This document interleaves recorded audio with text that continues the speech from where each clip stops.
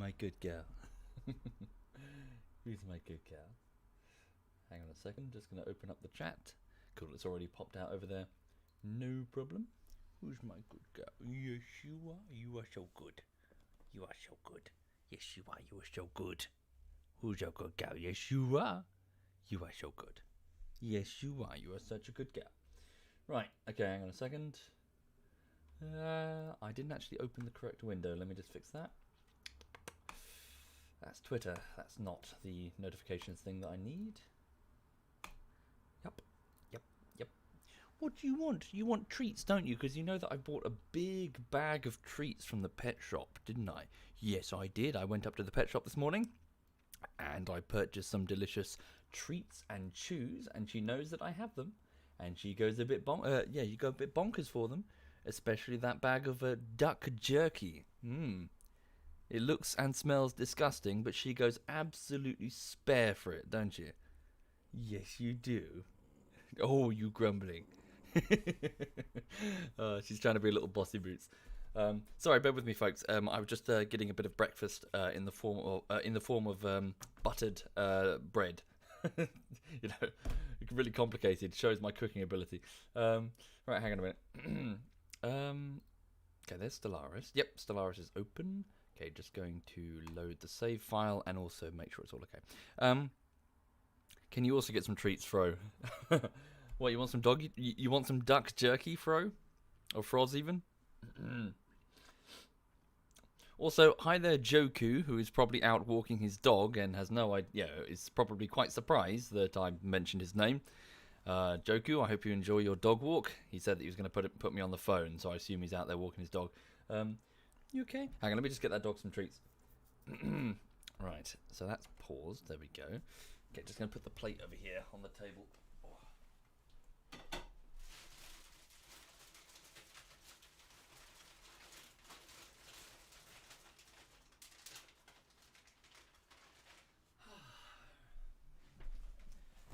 Right, so she doesn't know that in my hand I've got a piece of that duck jerky. So look, wait until she smells it. You'll see her demeanor change. The moment she smells the jerky, she will go spare.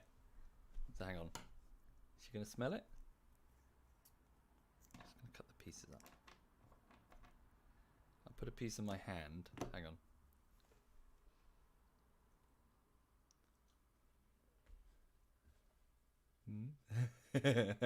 You know what's there? You can smell that, can't you? What's that? What's that? Is that your favourite treat? It looks like, hang on, so like a little piece of jerky. She goes absolutely crazy for it. Right, Lulu. Okay, can you behave? Say ruff, ruff. Good girl. There we go. She said ruff. There you get one piece. Okay, right, Lulu. Can you get down? Good girl. Can you go sofa?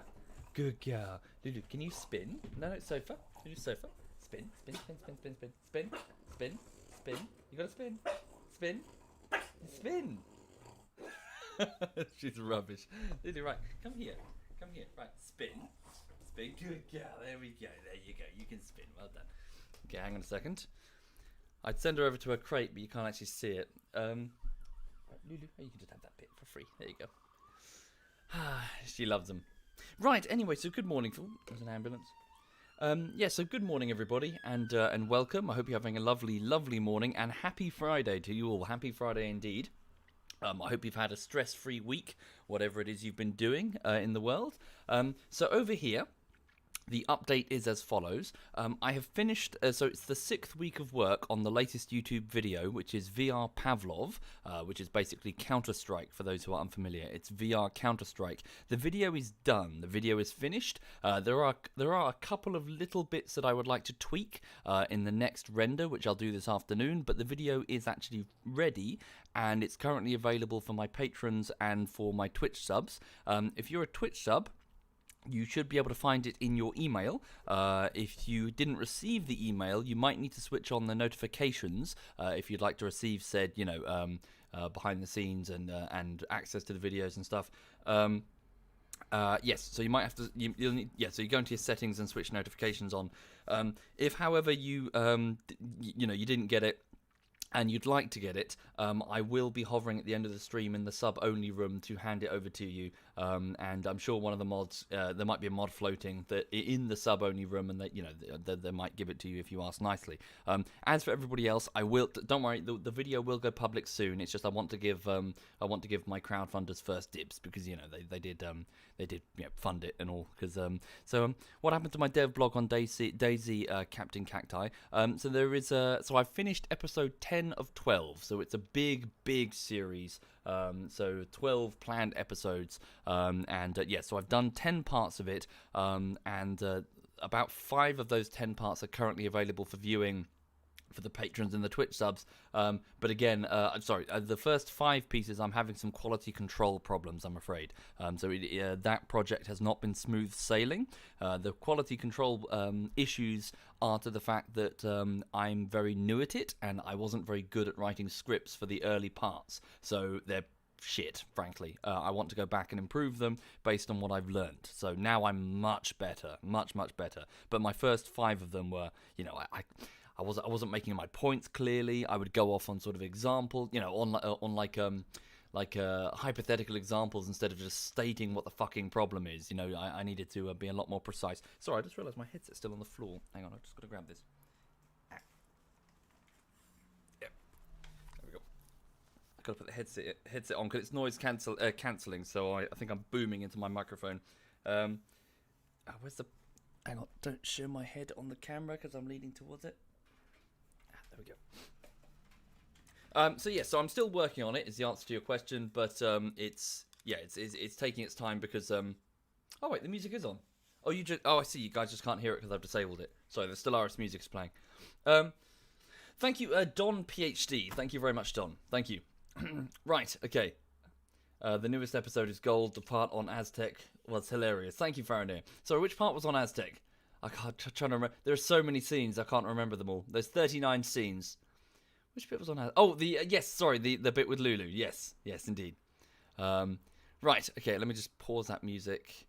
There we go. And then if I hit this button, you guys should be able to hear Stellaris. Yep, cool. It's quiet, it's in the background, so I'll turn it up in a moment.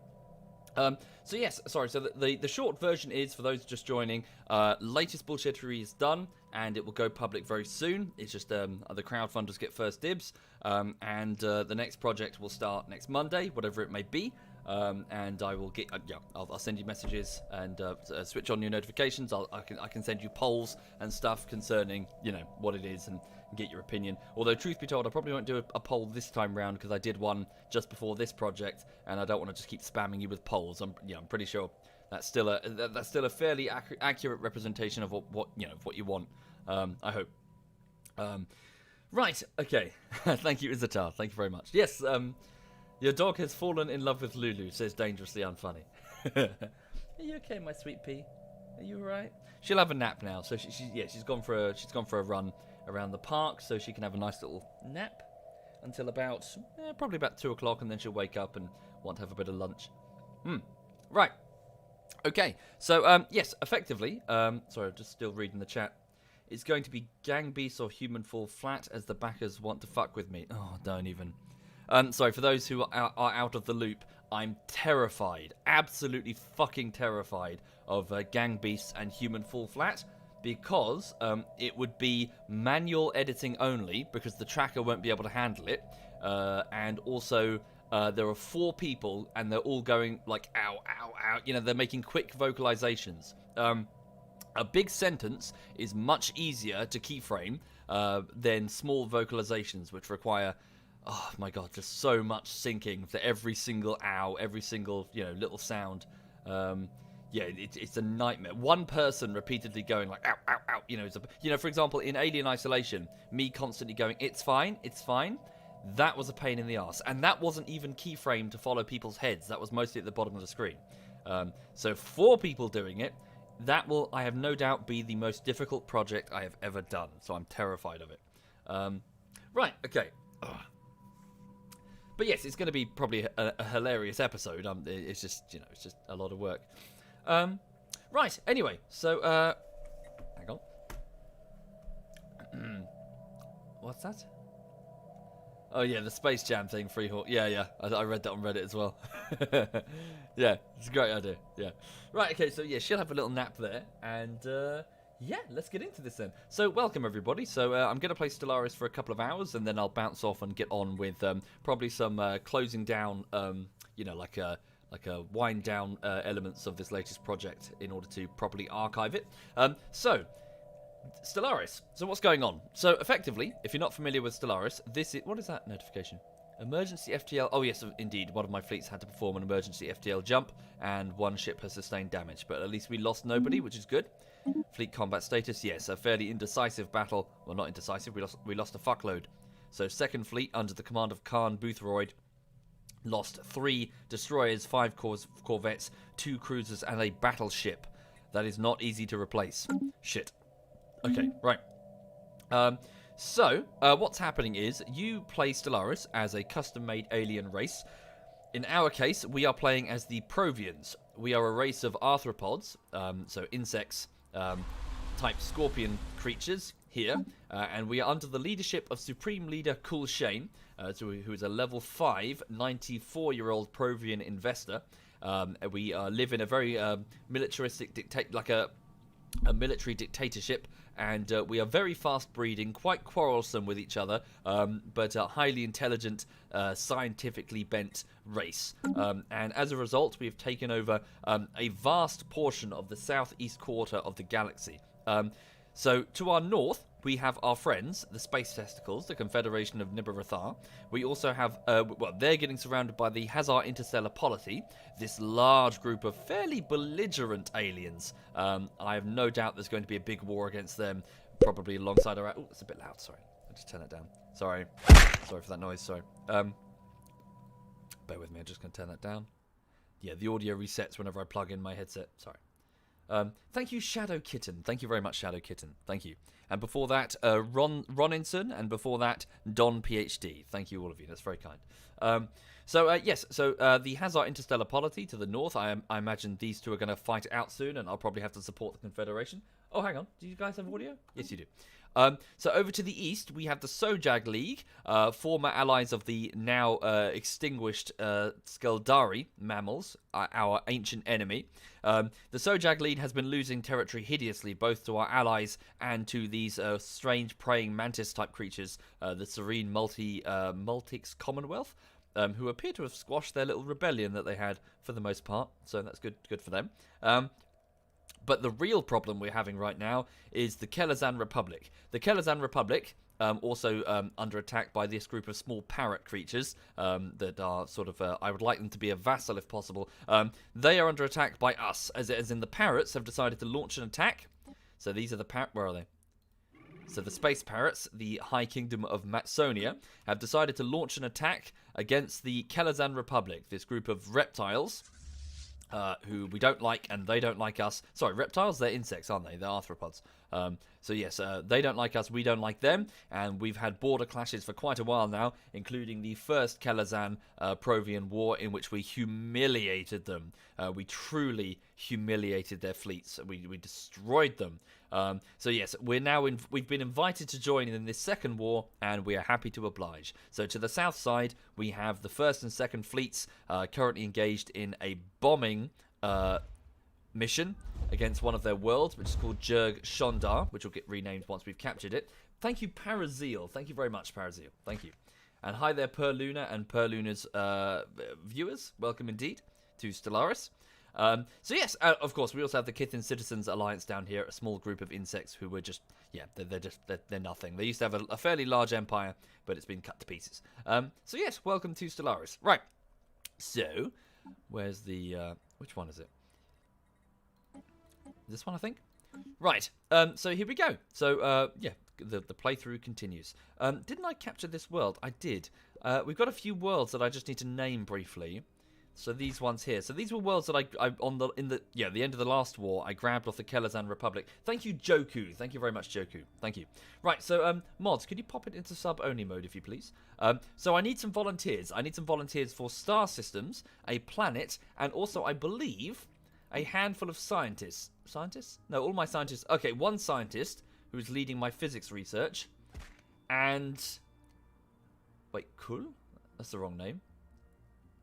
Yeah, no, I see. That's the default name, isn't it? Yeah. So one scientist, and a governor. So feel free to raise your hands.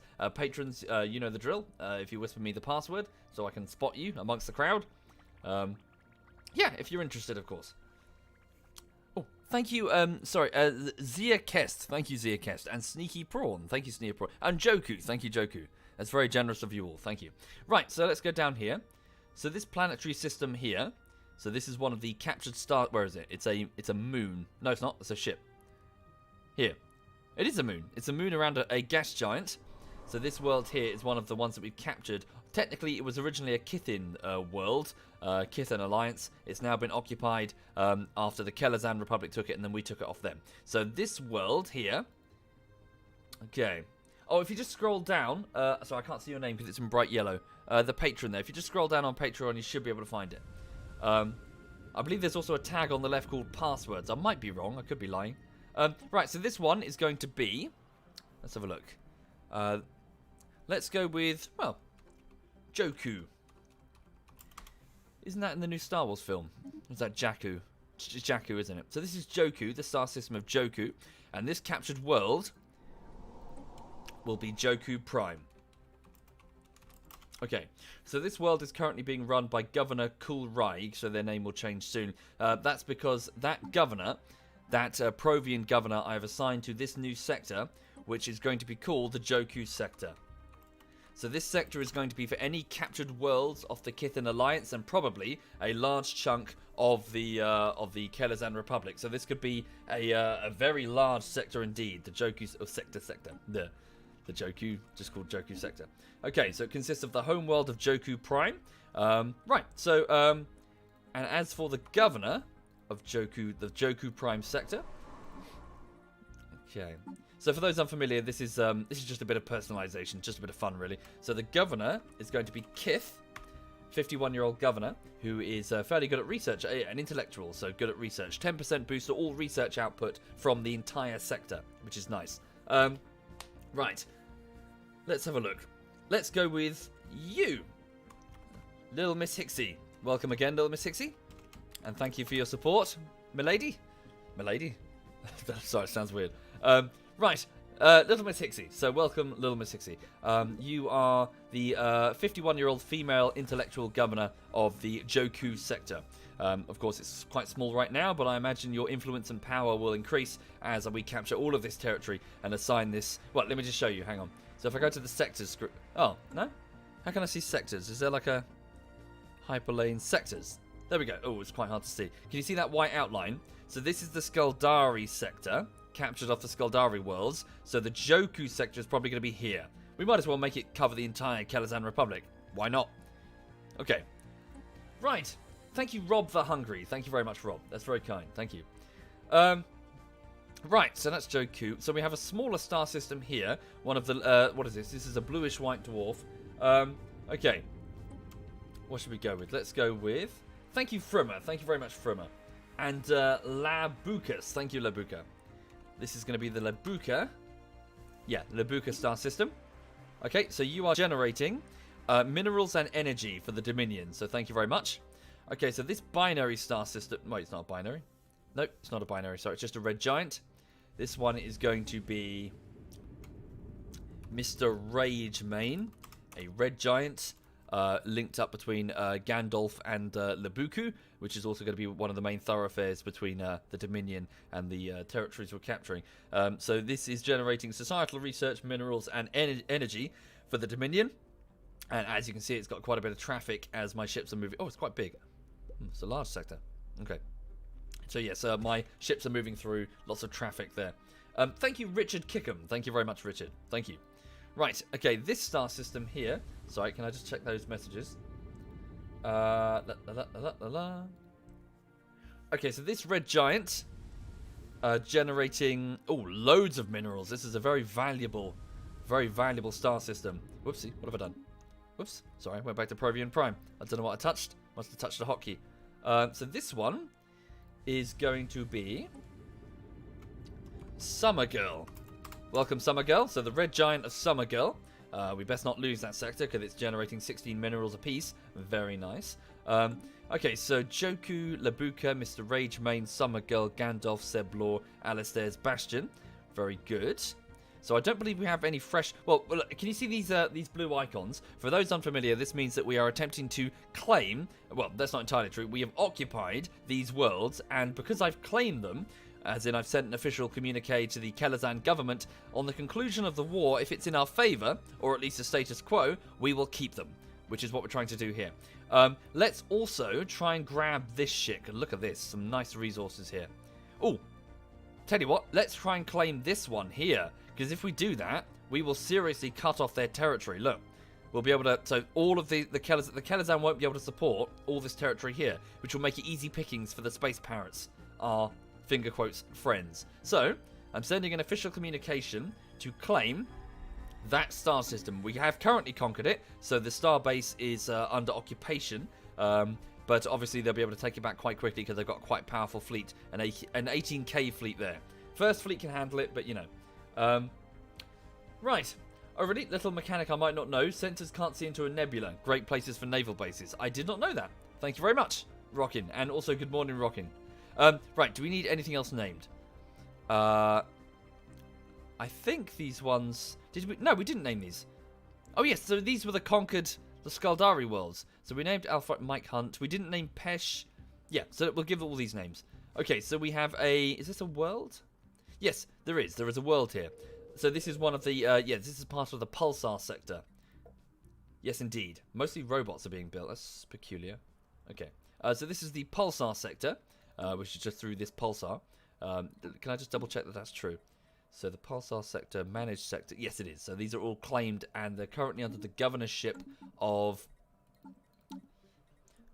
Kith Louis Cien, so one of my elderly governors now. So very good. Right, close that sector. So I need some names then. So still some more volunteers, if you please. So let's go with this. So this is going to be the star system itself. We currently got an army circling it, but probably not for long. Okay. Let's go with Fried Calamari. Welcome, Fried. Yeah, did I spell that properly? Yeah, okay. And this is going to be the world of, well, Calamari Prime. Sorry, you spelled it with a K, didn't you? Calamari? Yeah. Cool. Fried Calamari. Yeah, cool. Calamari Prime. And it's got quite a bit of unrest, to be honest. The population are not too happy about their recent conquest. So, years. Right, okay. Oh, the Skaldari. Population still growing. Of course, because I let the Skaldari breed once more, I believe. Right. Cool. So that's Calamari Prime, generating loads of minerals, actually. A mineral-rich world here due to the presence of the mining networks and the robots. So, nice. Nice, nice, nice. Okay, so fried calamari... Important world. Pythria. So it looks like a... oh, hang on. I see. Oh, yes, I remember. Sorry, because we launched an attack from Mike Hunt, and then we took off a huge... Yeah, so we ate into the Sojag League's territory. There's a little bit we didn't get there, which is a bit of a bummer, but at least it's cut off. Right, so this world here, generating physics research points, which is very useful. Let's call this one Mr. Flibbles. Welcome, Mr. Flibbles. So you are a red giant that is generating physics research due to the presence of a science research station in orbit above the star. So Mr. Flibbles is just over here. Thank you very much. Okay, this star system linked up between, the recently captured Sojag League ones. Thank you, a jolly good chap. Thank you very much, a jolly good chap. Thank you for your support. Thank you. Right, let's go with... any more volunteers? Right, Sinatra. Okay, Sinatra or Sinatra, whichever you prefer. So again, a similar deal. So physics research, but a lot more minerals. Oh, and engineering research. So there must be a gas giant with interesting properties. No, it's a barren world with interesting properties. Yeah, called Sinatra 1. Thank you, Nomad. Thank you very much, Nomad. Okay, so this star system, lots of energy. An energy-rich system. 7 energy. Lovely. And also engineering research too. Another red giant. Thank you, Duke in the box. Thank you kindly, Dukin. Thank you. Yes, you did, Little Miss Hixie. You're one of the planets to the far south. Okay, this is going to be Sir Hook. Welcome, Sir Hook, a red giant generating lots of energy for the Empire, Dominion even, and similar story, another energy-dense bluish-white white dwarf system. Let's go and pick Deplora. Thank you, Deplora. So yes, generating 6 energy points for the Dominion. Very good. Okay, cool. We'll leave the names for now. Let's continue prosecuting this war. Right. So we have a few time projects. These are debris fields in various different areas. Can I just go down to my scientific vessels and see what their statuses currently are? So that science vessel has nobody. So Cool Red Dog is currently doing what? You have no orders. You're next to the star system of Alex the Guy. Damn, you're in Skildari space right now. How long would it take you to get over here? Hang on. Oh wait, you can just tunnel, can't you? You don't need to use the hyperspace gates. Alright, so let's use your experimental drive. Okay, so one of my ships has just gone off the radar because they're using their experimental hyperspace drive to get over here to research some of these debris fields. Okay, so that was the Pickled Tiger with one of my scientists aboard. Okay, my other scientist, Cool Black Whore, is currently orbiting which world? Fried Calamari, assisting with the research. And so I have another science vessel at Provaris Prime, which is supposed to be assisting the research, but I have no scientist aboard, presumably because one has died of old age. Yes, so I'll need... Oh, this one here. Oh, yes, the one leading my physics research hasn't got a name. Let me just recruit one more, and then I'll name them both. Anomaly discovery chance, anomaly research speed, anomaly... Yeah, we'll go with... Yeah, this one here, this guy. So a 44-year-old Provian scientist with expertise in engineering. Oh, okay, I see. I've reached the leader cap. Okay, I cannot get any more. Right, guess it's all the governors. Okay, sucks for me, but I just got to research further slots if I want to get further. Okay, so this scientist then who's working on my physics research. Let's go with... Oh, an admiral as well? Oh, yes, an admiral. Yes, to replace Khan Oros. Khan Oros died of old age, unfortunately. Probably on the toilet, shitting his alien guts out. I choose to believe that we poop pellets. Yes, small, tiny pellets. Right, let's go with... hang on. Just going to go down.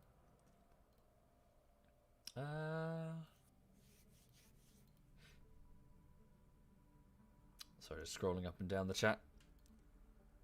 So this scientist who's currently leading my physics research is going to be... Scroll up on the scientists. Oh, yeah? Cool Red Dog, Cool Black Hawk, Cool Shazbut.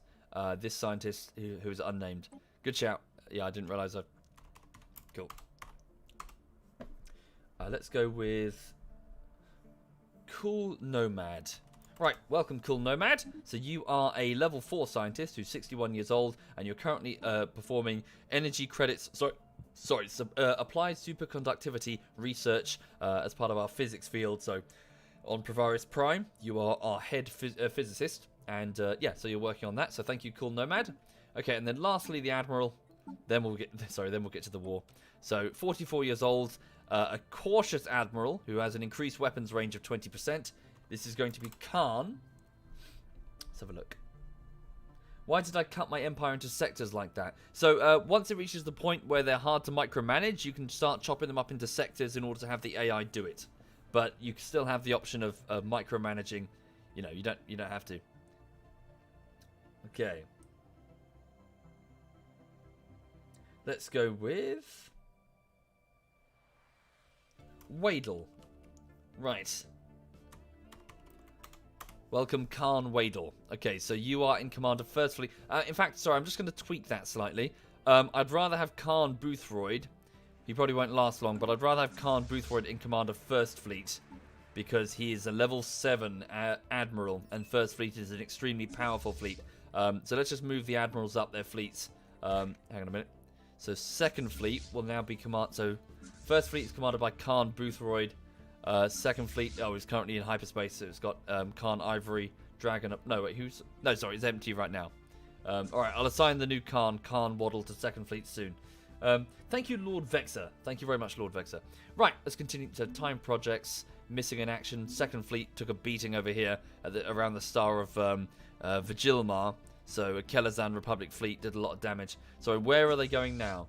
6 battleships are on their way to Makar Station. Yeah, they're just resecuring territory from us. Okay. So these are the Kelazan, the Kelazan Republic fielding 6 battleships. Ouch. So these battleships are very powerful. They move to about light, so that they're just going to destroy that space station. First fleet, then, could I ask that you move? Where are they? They're around. So they're around the world of Izak, which is going to So I'd like you to move and intercept them. So stop your bombing run, because we can get through. Instead, move to revenge the defeat of Second Fleet. Okay. Spaceport under attack. That's Makar. Right, so Fleet Manager. Second Fleet is still in the warp. Still in hyperspace. This isn't 40k. Thank you very much, Monster. Thank you kindly, Monster. And Valdo. Thank you, Valdo. Thank you for your support, guys. It's very generous. Okay. Right.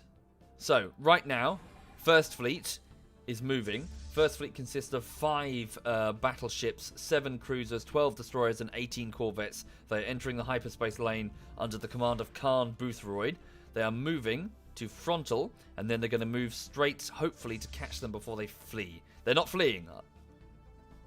Are they fleeing? Where are they? No, they're going to face us. Good. Okay, they're coming our way. So all I want you to do is just move here and engage them.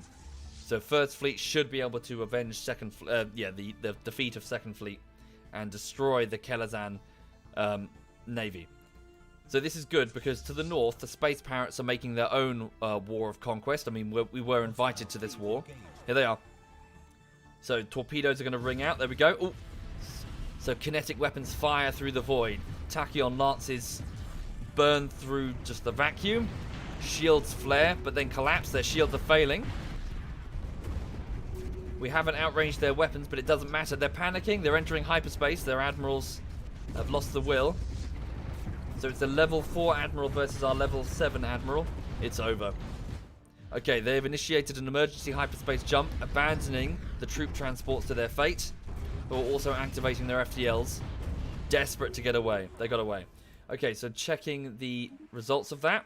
So we lost 6 destroyers in that engagement and a battleship. That was an expensive loss, and a cruiser.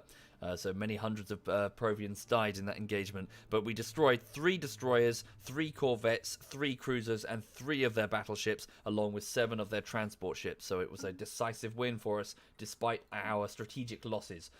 So go back to the Fleet Manager and order reinforcements, costing me about 5,223 mineral points. They'll be built at Alistair's Bastion, which is a space station over here in this nebula, which is going to send them... The reinforcements will trickle in steadily. Stand by. A new fleet has just entered the hyperspace lane. Can you get them before they evade? Quickly. Our shields are probably a bit knackered. Okay, there you go. Kinetic rounds are firing.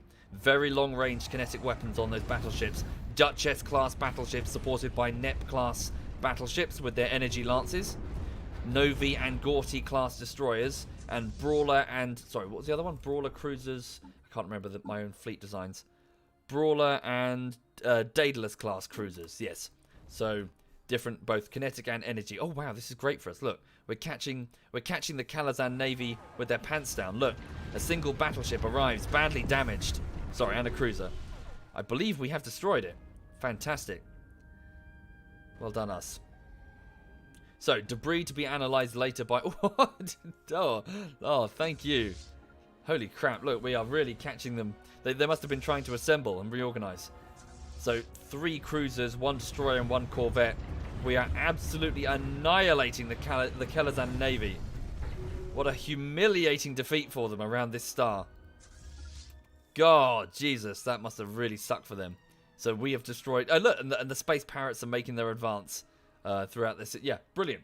Fantastic. Okay, so over here, this world...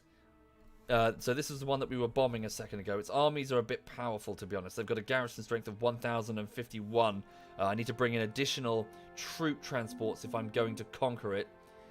Okay, the science vessel, the Pickled Tiger, with, who is that? Red Dog, one of our scientists, has arrived. I would like him to start researching all the debris fields from the destroyed vessels.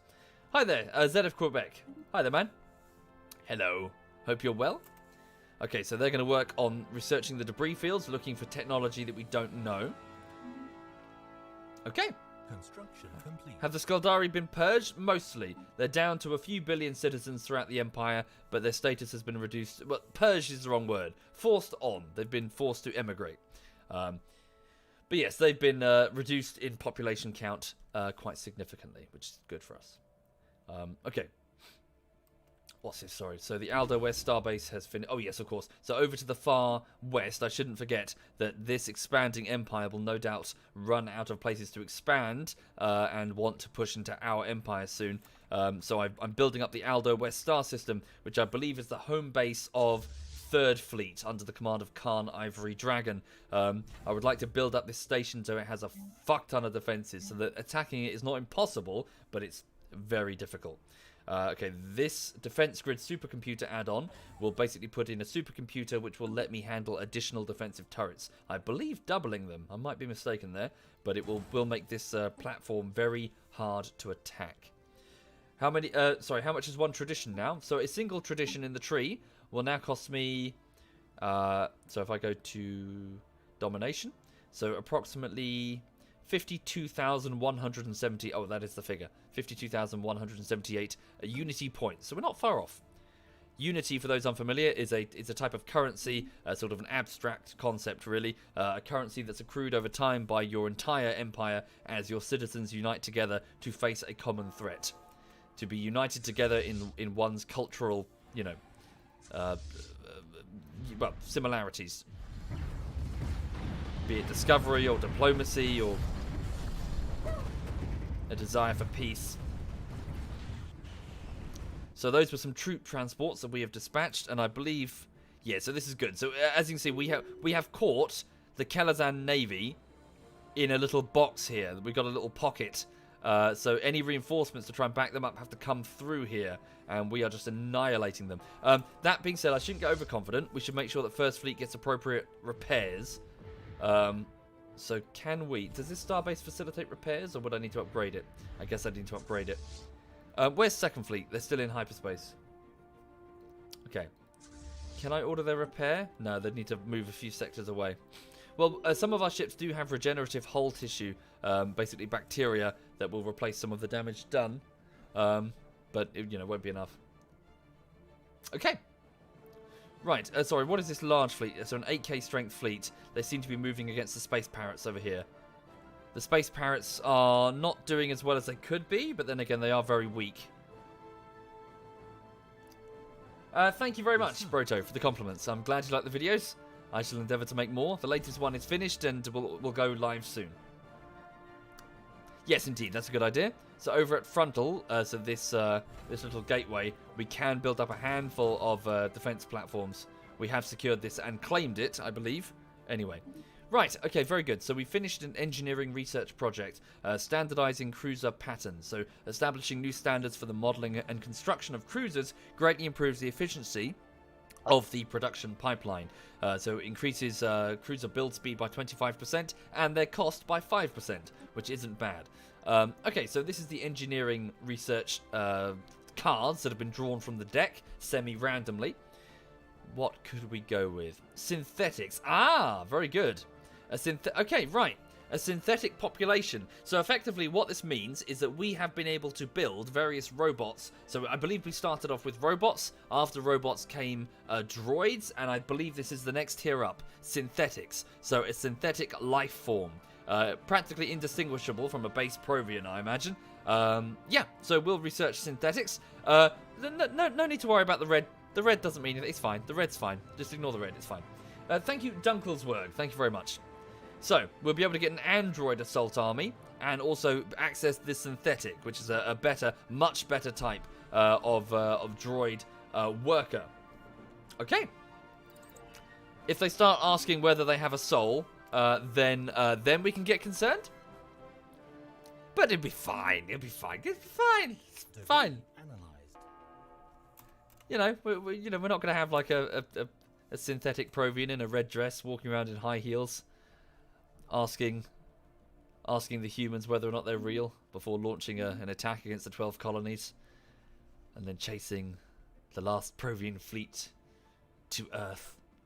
Holy shit, that could work actually, wouldn't it? Imagine if The Cylons destroyed the Provian Dominion, and then there was a last-ditch effort to reach... Where is it? Fuck, where's Earth? Did they rename it? The Sol System? It was somewhere. Oh, I'm looking too far north, aren't I? My brain. There it is, sorry, yes. So the Sol System, yes. We have to reach Earth, everybody. Sol 3, that's us. Well, it's now part of the Confederation of Nebuchadnezzar. Sorry, for the people who have no idea what I'm talking about, I'm talking about Battlestar Galactica.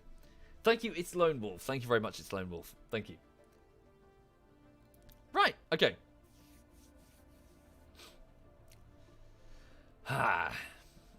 You had an AI empire spawn more than a dozen 73 to 370k synthetic fleets. It'd be for anti-G. Look, come on, it's fine. It'd be absolutely fine. There is no way it could backfire. It's fine. Right, okay. So, what now? What's my next move? Well, we need to invade this world before the war ends. So, okay, that's pretty bad. So, sorry, 75% war exhaustion for the Parrots, which means this war is going to conclude soon. I don't get to decide that. The Parrots do. So, the High Kingdom of Matsonia will get to determine when this war concludes. So, let's grab as much territory as we can. If we don't invade this world, we don't get to keep it on a status quo peace. And the trouble is, those defenses are pretty well established, to be honest. They've got a lot there, so we're going to have to bring in a lot of army forces. So this Provian, it's a Ynnari Berserker clone fleet. They're going to take 686 days to get down there. Shit.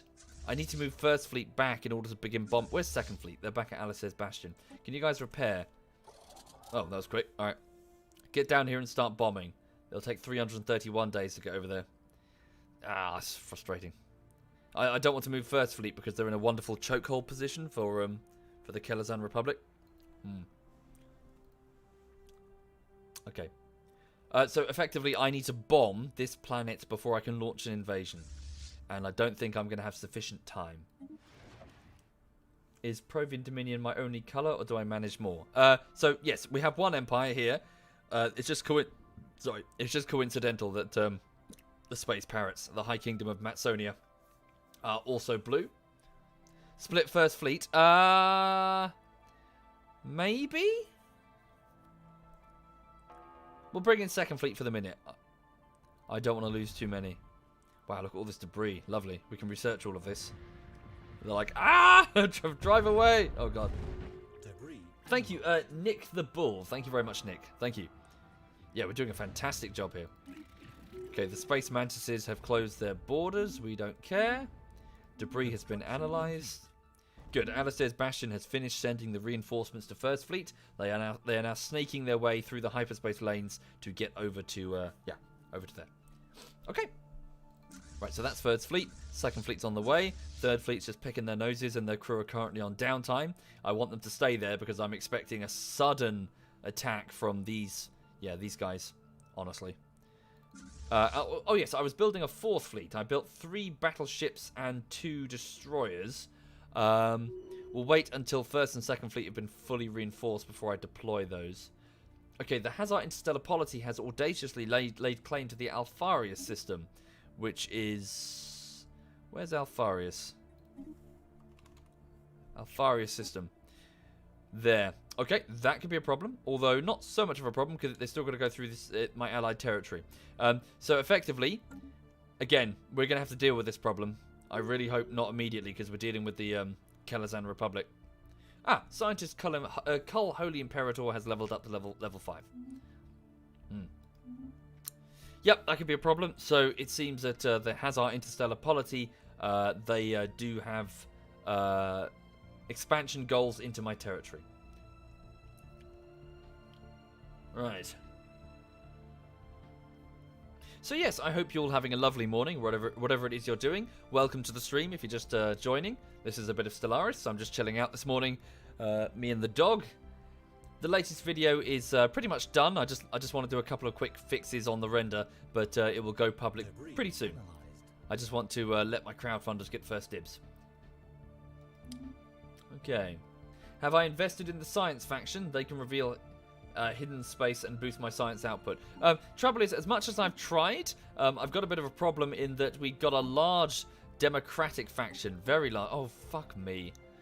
An Alien Suffrage League democratic faction. Now 68 billion versus 63 for the Association of Advanced Sciences.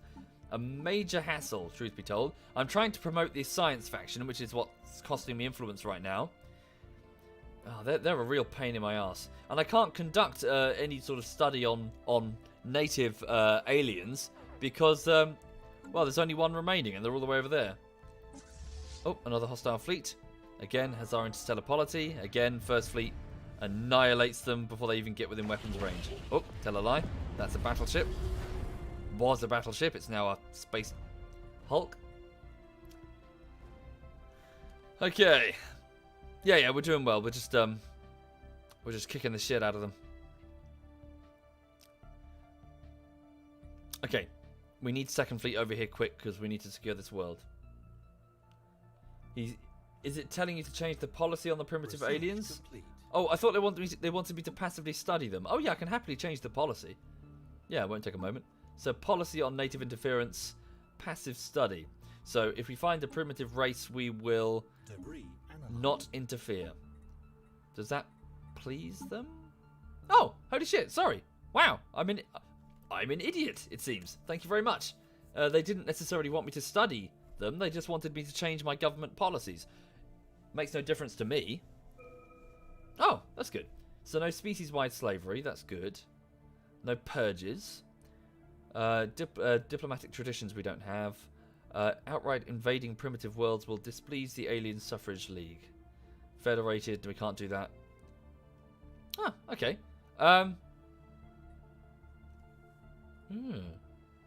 Right, let's also, in which case, we'll stop promoting the science faction. That's good. So 5 influence per month now. Ooh, societal research is finished, which means I've finished researching something new. Let's have a look. So Cool Shazbutz has finished researching something. Don't know. Doesn't tell me. Weird. Okay. Thank you, Minty Mint. Thank you very much, Minty Mint. Thank you. Okay, so what should we go for here? Ooh, fleet limit plus 20. That could be good. We could get many more ships in an individual fleet. So that's 61 months. Hyperlink comms, Unity output plus 10%. That's actually much better. We'll get that. Yeah. So on each planet, we can build one of those and up the Unity output of the population by 10%. Right. So our science vessel is still analysing all the debris. It's got its work cut out for it there. Cool. First Fleet is taking names here. We're just destroying them. How are the Space Parrots doing? Oh, guys. Rubbish. We agreed to go to war and they've just lost territory, effectively. Alright. Okay, so on the conclusion of this war, you are becoming my vassal. You are not necessarily my vassal, but certainly a protectorate. They will say no, at which point I will have a war justification to put you in your place. I don't mind you existing. I don't mind you having an independent empire, but not with your own expansionist, your own expansionist goals on my border. We are a massive empire, a superpower. You are just a state. Oh, good. We can afford a new tradition. So let's go into the domination tree. So we've gone down the discovery, the supremacy, and the expansion and prosperity trees. So this is a new tradition for my entire empire, which is basically just an unlock. It's just a tech tree unlock. But some of them can be very good. And once you've completed a tree, you get access to an ascension perk, which is a very, very good like boost. For example, like a flat research speed plus 10%, for example. Right. So here, well, we don't really have many options really because I have to get that one to get these two. So colonial viceroys. So governor level cap increased by 2. So in other words, our governors can get more experienced. And empire leader capacity increased by 2. So I can get more individual leaders like governors. So our control over the colonies is dependent upon us finding capable and loyal individuals that can be trusted to enforce the will of the government. Indeed, and due to the massive interstellar distances, the alternative is totally unfeasible. It's not as if you can have central authority many thousands of light years away. Right. Cool. Right, so Brilliant. So a level cap increased, and yeah, so we can get more of them. So yes, we'll keep moving down that tree. So what's First Fleet doing? They're just still sitting there. Second Fleet is... Our Second Fleet has arrived. Could you please begin your bombing operations? I fear that with 90% war exhaustion, we just won't have time to secure this world. They've still got 1,051 garrison strength. We just don't have the forces to conquer this world. How far are the troops? There's still another 291 days away. And even that, the troops probably won't be enough. So it's going to be close. It depends how quickly the parrots capitulate. I imagine the answer is going to be very soon. Also, can we claim anything else while we're here? No, those belong to the Kithin. Should we just nab these quickly? Or maybe these two. Those two might be better. Oh no, who's going to do that? I just have to split First Fleet. Yeah. Let's just quickly pinch these two. Oh, one? Oh, okay. What's the best one? Yeah. Nah. Right. So, I've sent an official communique to make a claim. Split First Fleet, like I said I wasn't going to do. Oh, fuck. What have I done?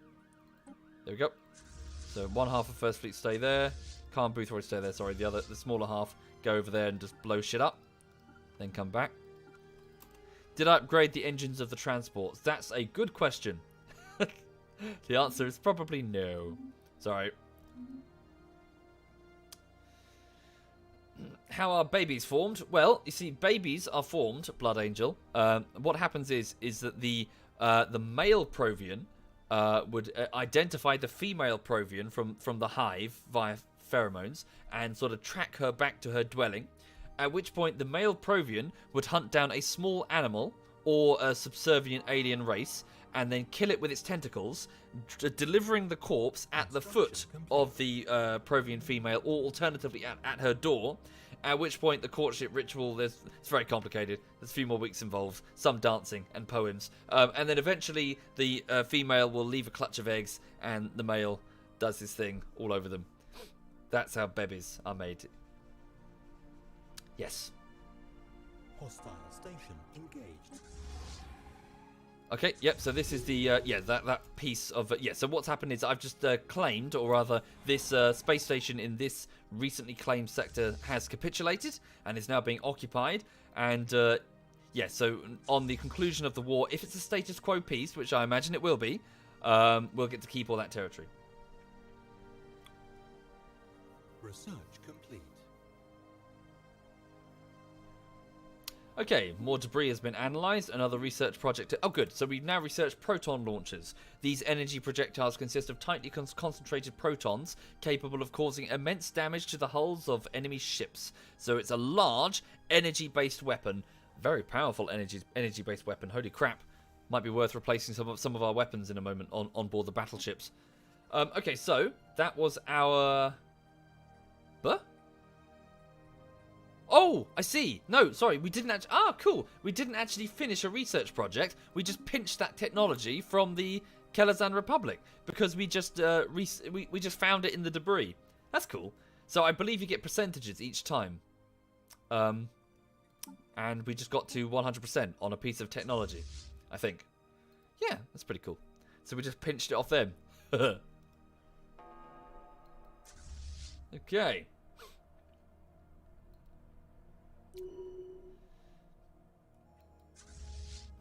Okay, where are those troops? So it's also worth noting that there's a slight difference. You see these troops here? This transport fleet comes from a world called Hertzilla. Now, at the end of the last stream, Hertzilla is a Yanari world. The Yanari are a group of, well, they're partners really. They're not a conquered race. So if I go here. So there are 131 billion Provians, the insects, us. We have just over 100 billion droids in service, but we have 32 billion. That's not entirely true. Almost 52 billion Yanari.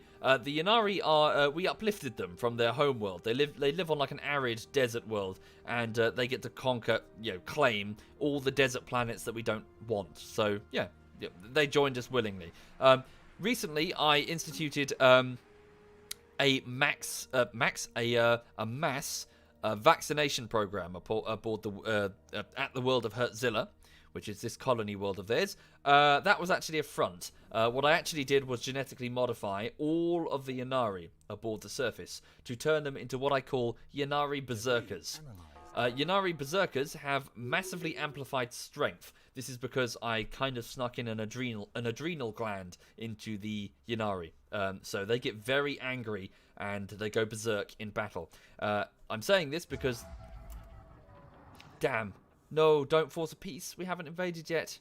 Fuck. They have 719 days to force a peace. Fuck. It's bloody parrots. But effectively, yes, our government has performed a mass genetic experiment aboard the Ynnari, onto the Ynnari, in order to make them better soldiers. I mention this because a fleet containing Ynnari Berserkers is on the way. Oh, fuck. We were too slow. Right, so what's just happened is the parrots have gone to the negotiating table with the Kelazan Republic, and I believe they've lost territory in their war. Right, so here we go. So, debris analysed, fleet combat status, first fleet's kicking ass and taking names. So, peace offer. The Kelazan Republic has made peace with the High Kingdom of Matsonia, the parrots. And the result is the Provians, so we have taken 5 star systems, but no planets. So we've gone back. So we've taken a bunch of planets, which is nice, but certainly we could have done with some better strategic gains. Over here, I believe the parrots lost some territory. Does it say? I don't think it says. Maybe they didn't. Oh. So effectively, both sides have come to the table, and their population has just agreed that they're tired. This war has dragged on. It's gone on for long enough. Let's just call it quits. So there is now a 10-year mandatory peace between us and the Kelazan Republic, which, again, inconvenient because I did want to take more territory from whom I consider to be my biggest rival. But yes, we did do very well. Truth be told, we did do very well. Yes, indeed, Darth Odin. So every system I claim will increase my research costs significantly. Yeah, so not system, sorry, planet. And colonies and stuff. Right, so let's just go to relative power. So Sojag League. So they've restored their navy back to an equivalent strength. The Kelazan navy is inferior to us. Yes, we have really... So that first war we fought against them, we humiliated them. They did better that second time, but nevertheless, the Provian navy is, well, stands triumphant. We are very powerful in comparison. Okay, so new plan. We are going to force the parrots to submit. Again, we don't want to destroy them. I just want them to bend the knee, effectively. We're going to go all Daenerys Stormborn on them. Right, so first fleet, where's your current home base? Firelink, that wormhole. Can you just go back to Alistair's Bastion for your repairs and rearming? Wait, you haven't actually linked up with your... Sorry, bear with me. First fleet, get over here. And who's this? That's the other half of First Fleet. Second fleet, could you return home to Alistair's Bastion? And these army groups, could you link up with this army group and then go back to Alistair's Bastion? Okay. Let's give it a save. Let me just check that I can actually do that. So go to the parrots. So the High Kingdom of Matsonia, pathetic strength compared to us. Can we... Yes, so we can demand tribute or offer protectorate status. Now, if they reject, which they will, we'll have justification for war. Thank you, Fizug. I'm not sure how you say your name. FZKT. Thank you very much. That's very generous. Thank you. Ooh, cheeky fuckers. The Kelazan Republic have audaciously laid claim to the Fellfire Gate. I'm sorry. All the way over there. Okay. Good luck with that. Okay. And also to the Alfara. What is at the Alfaria system? There must be something nice at the Alfaria system. Oh, okay. It's a rich star system. I'll give you that. Whoa, okay. It's a rich star system. They really want the Alfaria system and the Kelazan. Oh, hang on. The Fellfire Gate. Do they have their own gate? Do you reckon? They probably have their own gate somewhere. They do, don't they? It's down here. Yeah, I guess they want to claim it so that they can use the gate network to go through. Alright. Just make sure that we've got closed borders with the Kelazan. Hello. Closed borders, closed borders. Closed borders, there we go. Yeah. Has forced... Oh no, hang on. We have a forced open border policy with them. Because of the truce. When does the truce expire? The truce expires... okay, so 2443. So it's 2433. Who's calling us a cunt? The Kelazan Republic have just called us a cunt. They just insulted us diplomatically. I'm honestly not surprised. Yeah, they must fucking hate us. We've utterly humiliated them in the eyes of the galaxy. Do I have a Discord server dangerously? No, not me personally. I wouldn't be able to run it as it. I just don't have the time, and you know, I just can't. There's not enough time in the day, and I wouldn't really use it for anything. Move the fleet? They are, aren't they? Oh, they're waiting for their second half. Okay, we're researching these projects. Research projects. Yep. Just take as much of their tech as we can. First fleet and first fleet, you two link up. There we go. Second fleet's already moving. Third fleet's waiting for orders, and that fourth fleet is still being constructed. So I just want to restore first fleet to its former strength.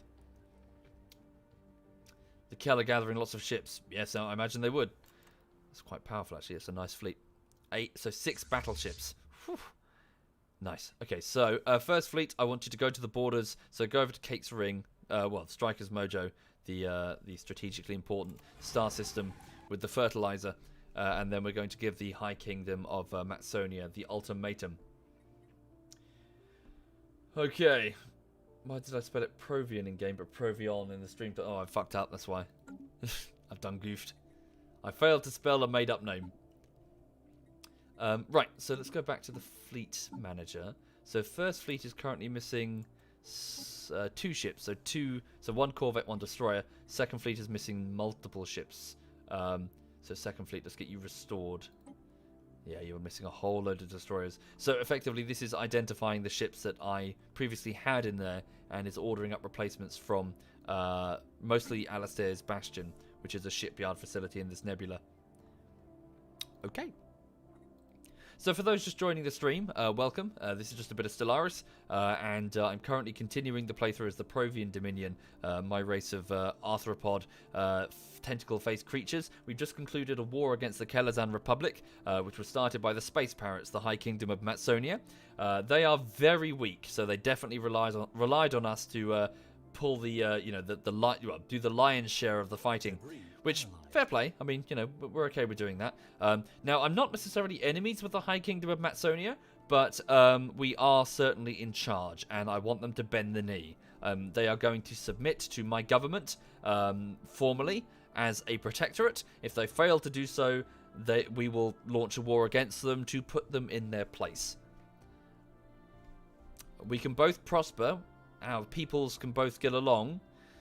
But we are in charge. They will recognize us as well, the legitimate government over in this corner of space.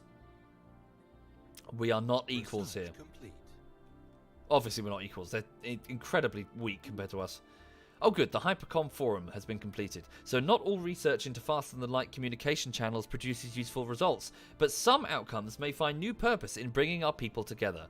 Oh, see, it's a mass communications network.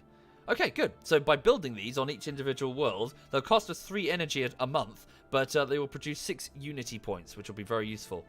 Okay, good job. Cool Shazbut, my 73-year-old Yanari scientist. Empire leader capacity increased. Habitability of worlds increased by 5%. Starbase capacity by +2. That's nice. Hydroponic farm to produce more food, but we've got a massive surplus. They will rather die than bend the knee. If they wish to sell their lives, we will happily purchase them. Debris analyzed. Okay, let's get starbase capacity. So for 52 months, we will be able to support additional starbases.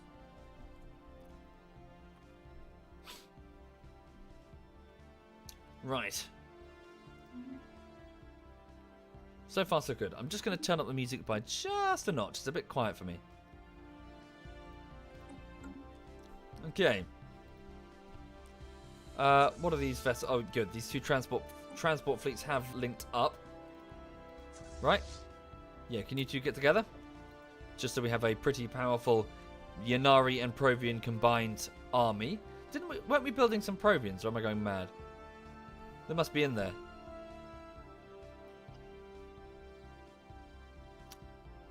Okay.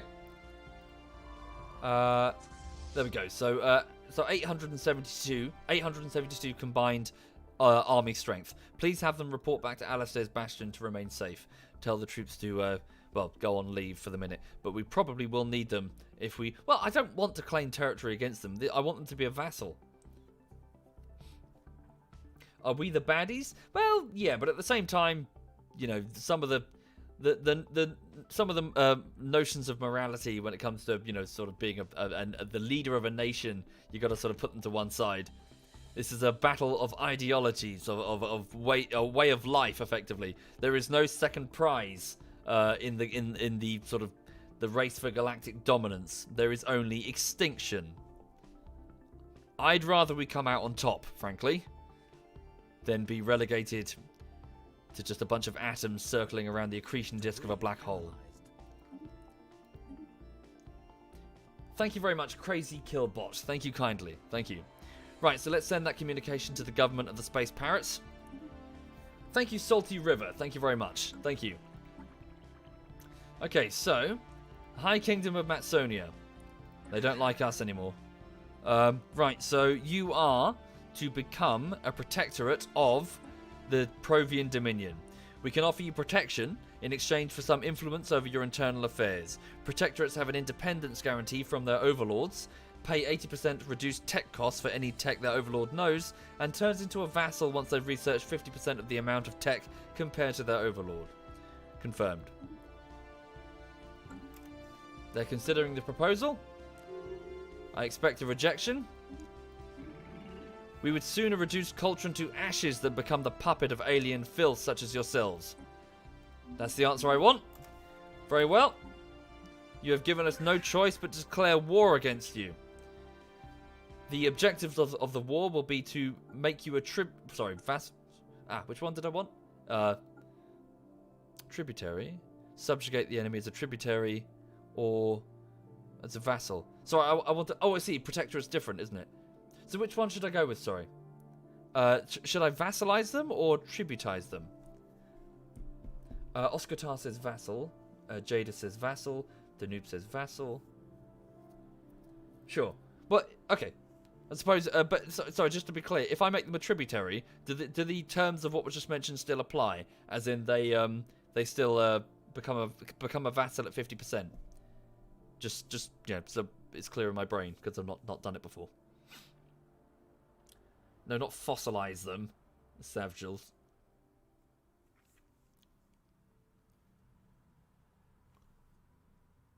Da. Does anyone know? Tribute, they pay vassal, they become slaves. Okay, no, never mind. I'll figure it out later. Okay, so, yeah. So we are going to make you a vassal.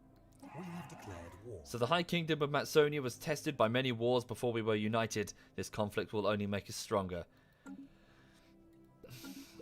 If you say so. Thank you, Thingy. Thank you very much, Thingy. I shouldn't actually be too overconfident. Gumball Prime has an FTL blocker over here, so yeah, they won't be able to get through. So the only way they can enter my empire is through here, through Striker's Mojo, a very heavily militarized space station, which is more than capable, orbiting a red giant. Very good. First Fleet, your orders, once you are fully repaired and ready to mobilize, is to head straight over here. Sorry, just to be clear, how exactly does one... Sorry, what are my war goals to vassalize them? Demand surrender, so this reduces the chance of accepting.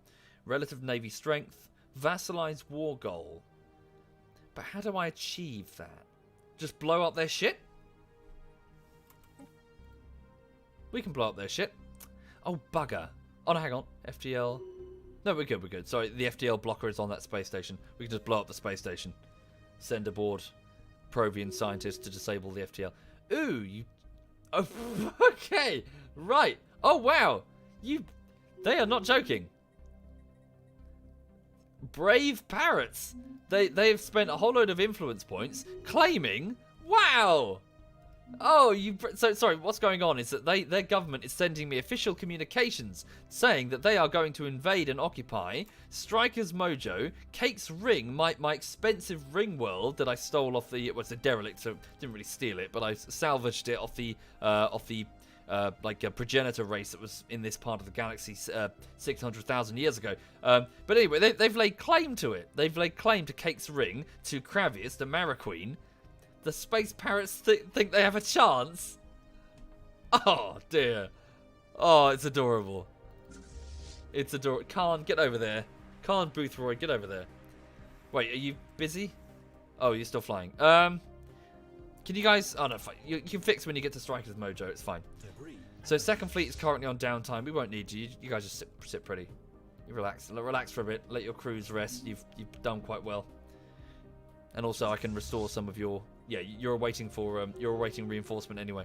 So, the shipyards of Alistair's Bastion should be churning out... Yeah, they're churning out ships to replace the Second Fleet losses. So fresh, wide-eyed recruits are coming in from various different areas of the Empire to crew those new ships. So what are my builder ships doing? They're just kind of sitting there doing nothing right now. Build a mining station. Oh yes, we need to grab all of this, certainly, when I've got the influence. Right. Oh yes, also let me just have a quick look at the sectors. So I've got the Skildari sector to the south, run by Kith Dunboys. They've got quite a large stockpile of resources now, 30k, 20k. So 30k minerals and 20k energy credits. Okay, we might need to expand the energy credits. Ooh, okay, so energy credit storage. How do we increase the energy credit storage? Is that an edict? Native interference, food stockpiling. Is that a thing? Land appropriation. Research. Oh, it's research, is it? Alright, never mind. Hi there, Komito. I'm streaming early? Actually, I'm streaming quite late. I was about half an hour late. I can get more storage by researching it, or there is a module I build on stations. Are you sure, Darth? I'll have a look. Because if there is, then hooray. Pesh Station, that's Fried Calamari Station. Why do we have that? I guess we just captured it, didn't we? Don't really need that. Give it a few defensive things, just in case. You never know what the future holds. Build an anchorage. And then look for... So, resource silo. Oh, brilliant. You're absolutely right, sir. Resource silo. Still, I don't think it's worth it compared to crew quarters and anchorages. And it only increases it by 2,500. Ain't worth it. Nah, ain't worth it. Only a slight boost. Yeah, if you got 50k energy credits, fuck tons.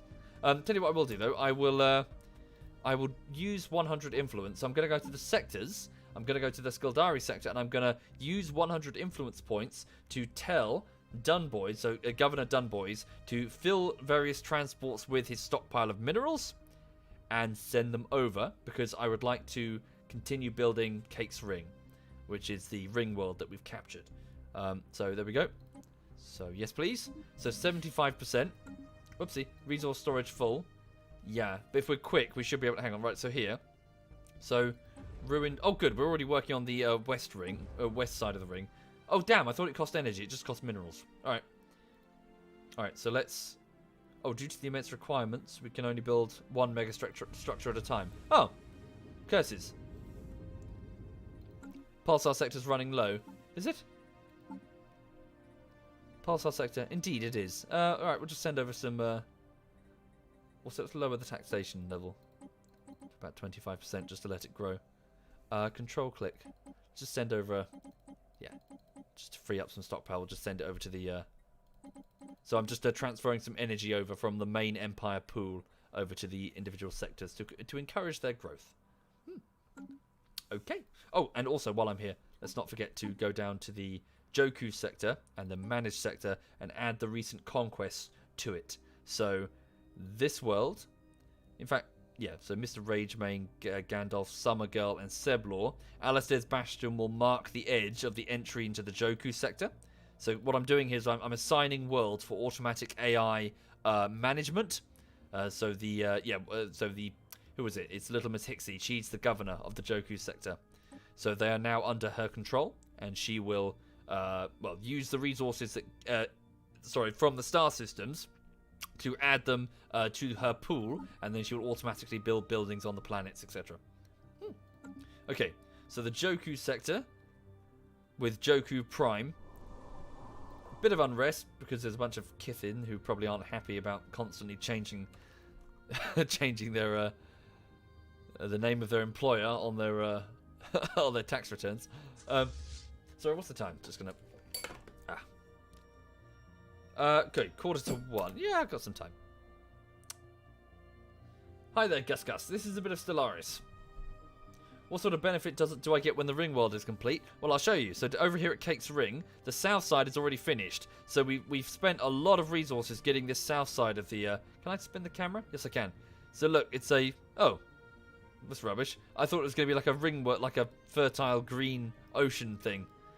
Never mind. But yes, there is basically a Gaia world. So, it's growing quite quickly. Much faster than I expected.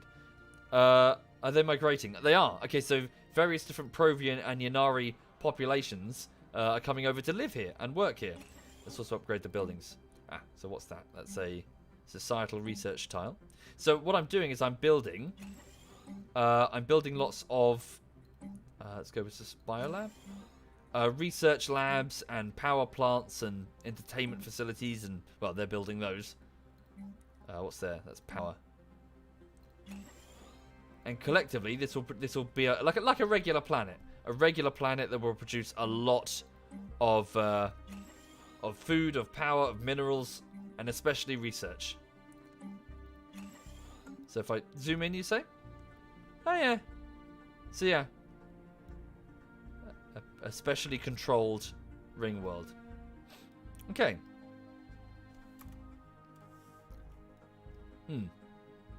Sweet. Do species like each other?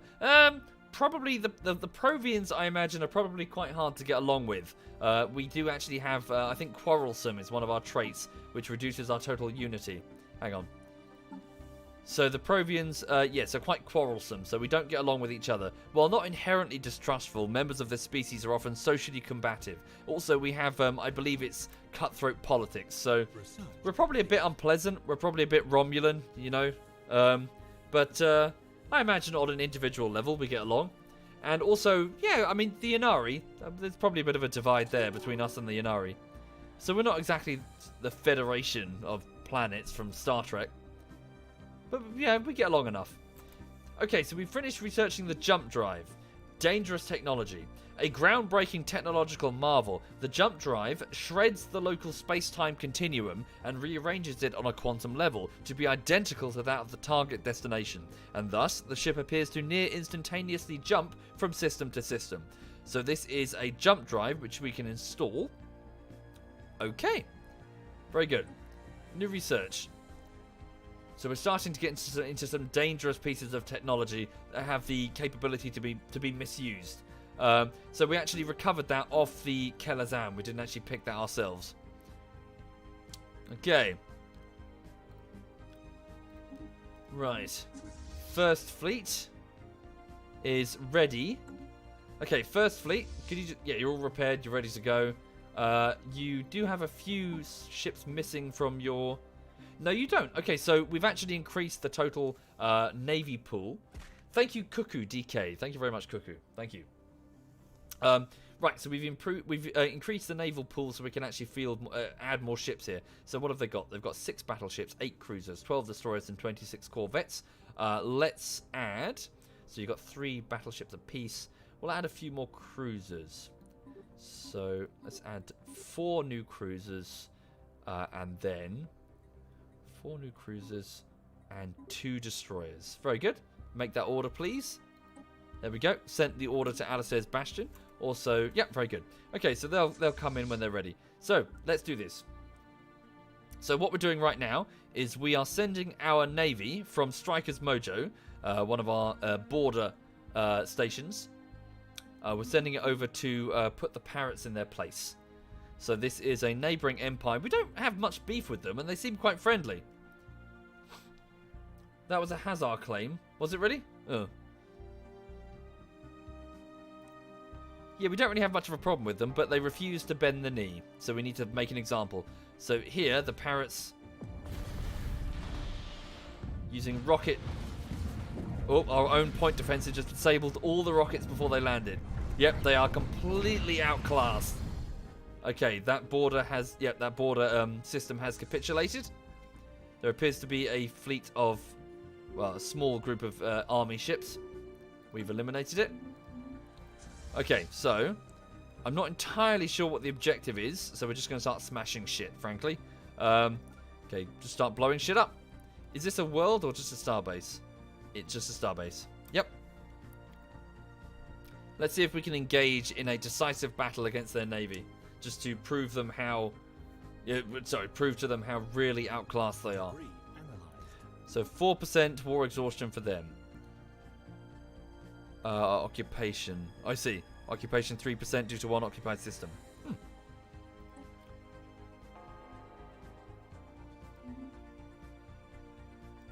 Yep, so we're just going system to system. Transport fleet has been fully repaired. Very good. I should probably take the opportunity to upgrade some of my ships with the newer patterns. Second fleet certainly needs to get upgraded with the new engines. Yeah. But also, maybe I'll mix up some, get some different energy weapons. A full ring world takes 110,000 minerals and about 50 years, says Hervinsky. Hervin Ska, even. Sorry, Hervin. Thank you.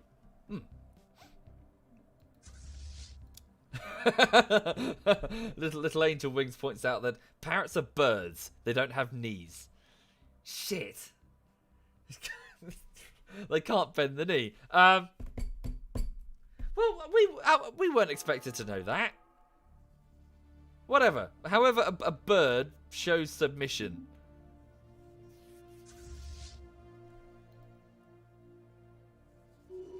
Yeah, clip their wings. No, sounds a bit harsh. Clip their wings. Let's say, pluck one of their tail feathers in a symbolic fashion. Huh? We've lost our war justification. Doesn't matter, we're at war. Right? Yeah. Yeah, so look, remove one of their main tail feathers. Let's pretend like it's a sign of dishonor, like Dothraki cutting their hair when they lose a battle. They've got a set number of tail feathers and say 6 of them, and they don't regrow. So once they're gone, they're gone. So the removal of a single tail feather from each of their leaders to be delivered and thrown upon the floor of the Dominion, say, command throne aboard First Fleet, thrown at the feet of Khan Boothroyd. That is our demand. Just like how after the Battle of Cannae, which is a very famous battle in ancient Rome versus Carthage, all of the rings, sort of the ancient noble rings of the various what are they? Not the plebeians, the plebeians, fuck, what are they called? My god, my brain. The opposite, the other faction, not plebeians. The aristocratic class of Rome, they had noble rings. They were gathered up after the Battle of Cannae, and they were thrown upon the floor of the patricians. Thank you very much, the patricians. They were thrown upon the floor of the Carthaginian Senate as a sort of a big gesture of look at how many we've killed, because they killed a lot of them.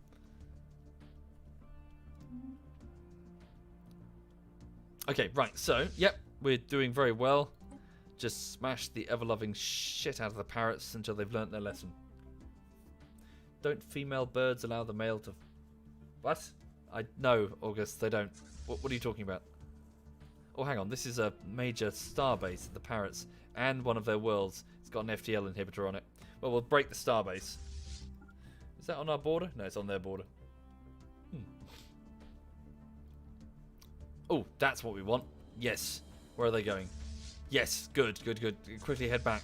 So the parrot navy has decided to respond. I want the navy, not necessarily just a bunch of space stations. I win the war by destroying their fleet. Okay, that's what we want then. Let's hunt down their fleet. So quickly head back. Oh no, they're going to get them. I hope they don't escape. They might escape. No, I haven't, Ponthos. No. I do like my Roman history, though. I do enjoy it. I find myself. I don't know if I'm the only one. Maybe I don't know. Maybe I'm just being a grump. But I find myself when I watch like war films or whatever, whenever you or like a game or whatever, whenever you watch a scene and it's sword and shield fighting and it's got the Romans, like Gladiator for example, and the moment you see the battle begin and all the Romans just kind of run off in other directions and engage in single combat, you know, with the enemy, with the camera sort of moving stylistically around them, you know, sword and shield, it's all very 300. It says that they instantly don't understand what made Rome so fucking dangerous. What with, you know, because Rome, the thing that defined Rome is the whole standing in formation, shield locked, not breaking formation, and just grinding the enemy down. Just cutting them into ribbons. Not twirly.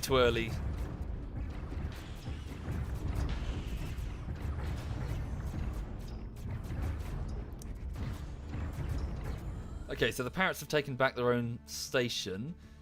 Probably didn't buy enough time. First fleet is almost there, but not quite. They're fleeing. Stop them. Thank you, Alter Ego. Thank you very much, Alter Ego. Thank you.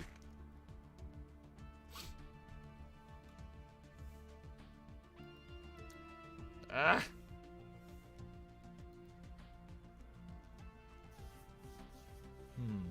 Yes, indeed. HBO's Rome is very good. I do enjoy it.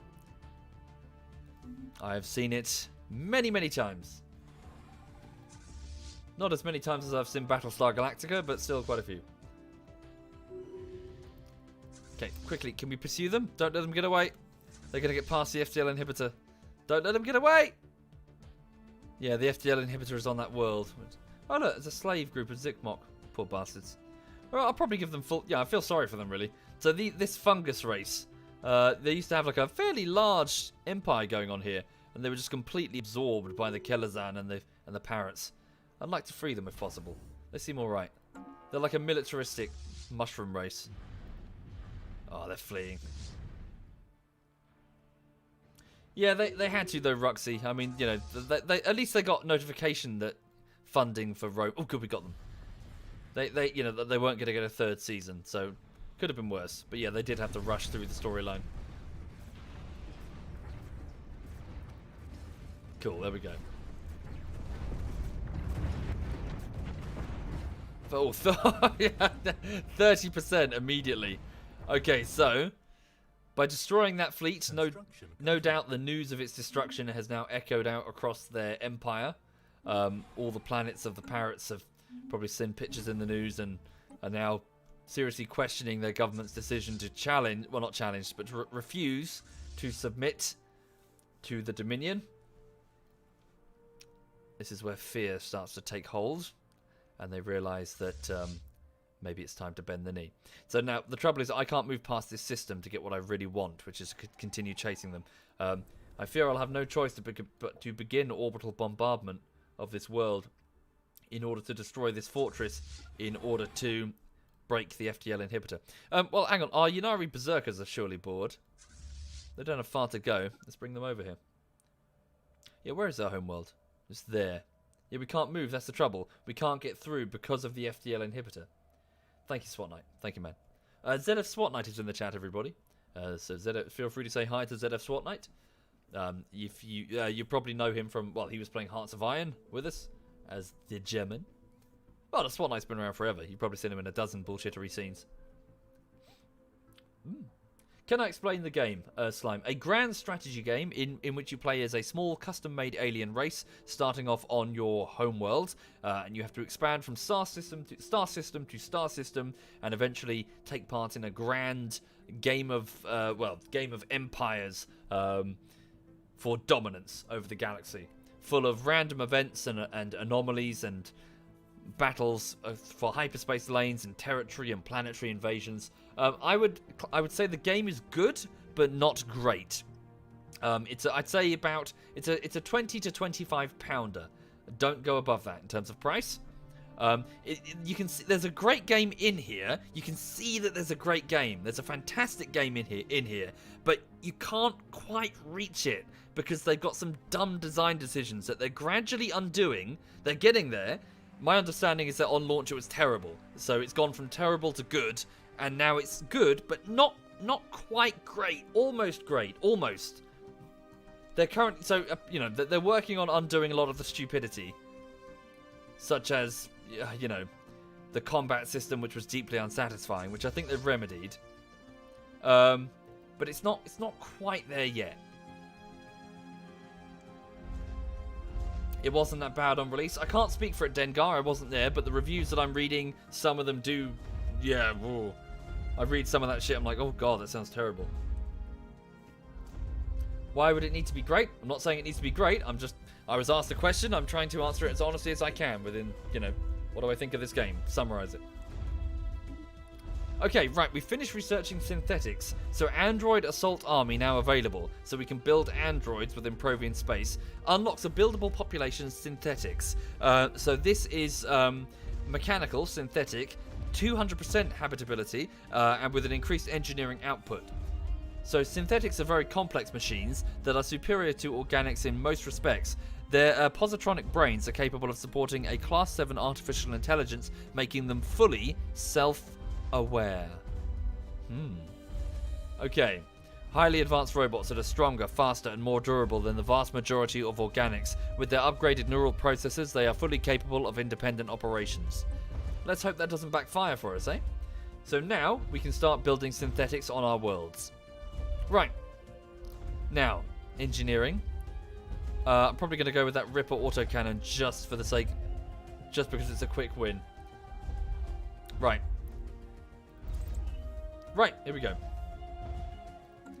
Increased scientific output across the board. What was that, a research thing? Let's just go to species. So, droids. Create template. So this was made by the AI, I believe. This robotic template, the propaganda machines. Yeah, they were. Model has been decommissioned and cannot be modified. Oh, I see. So it's now... Ah. So these droids have been decommissioned. That's cool. It does it automatically.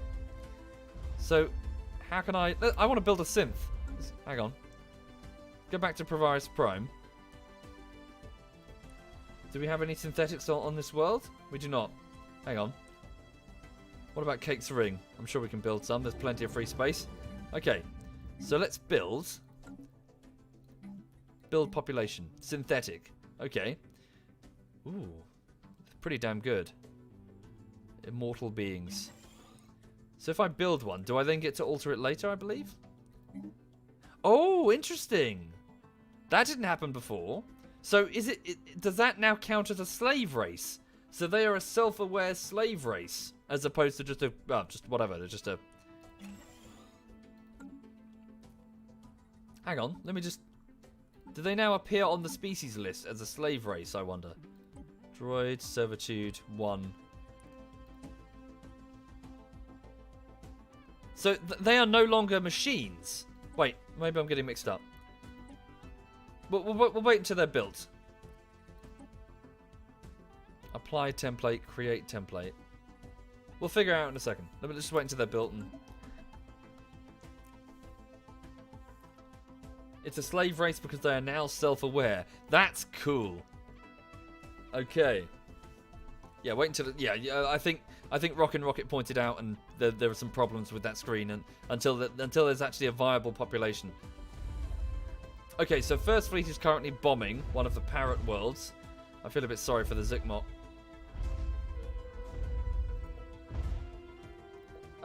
Guys! Oh wait, they're Kelazan. Sorry, I thought they were parrots. Where are they going? Oh, they're just linking up with one of their squads.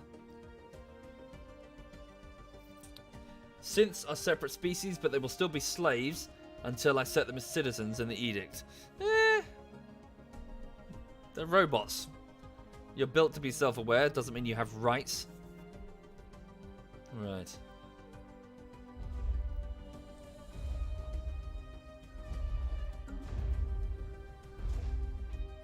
Communicate with their government. So 34% war exhaustion. Okay, so the Inari Berserkers have arrived. Very good. So their population doing their best to hide from the devastation. now looks to the stars and sees something horrifying. They see drop pods shimmering in the sunlight.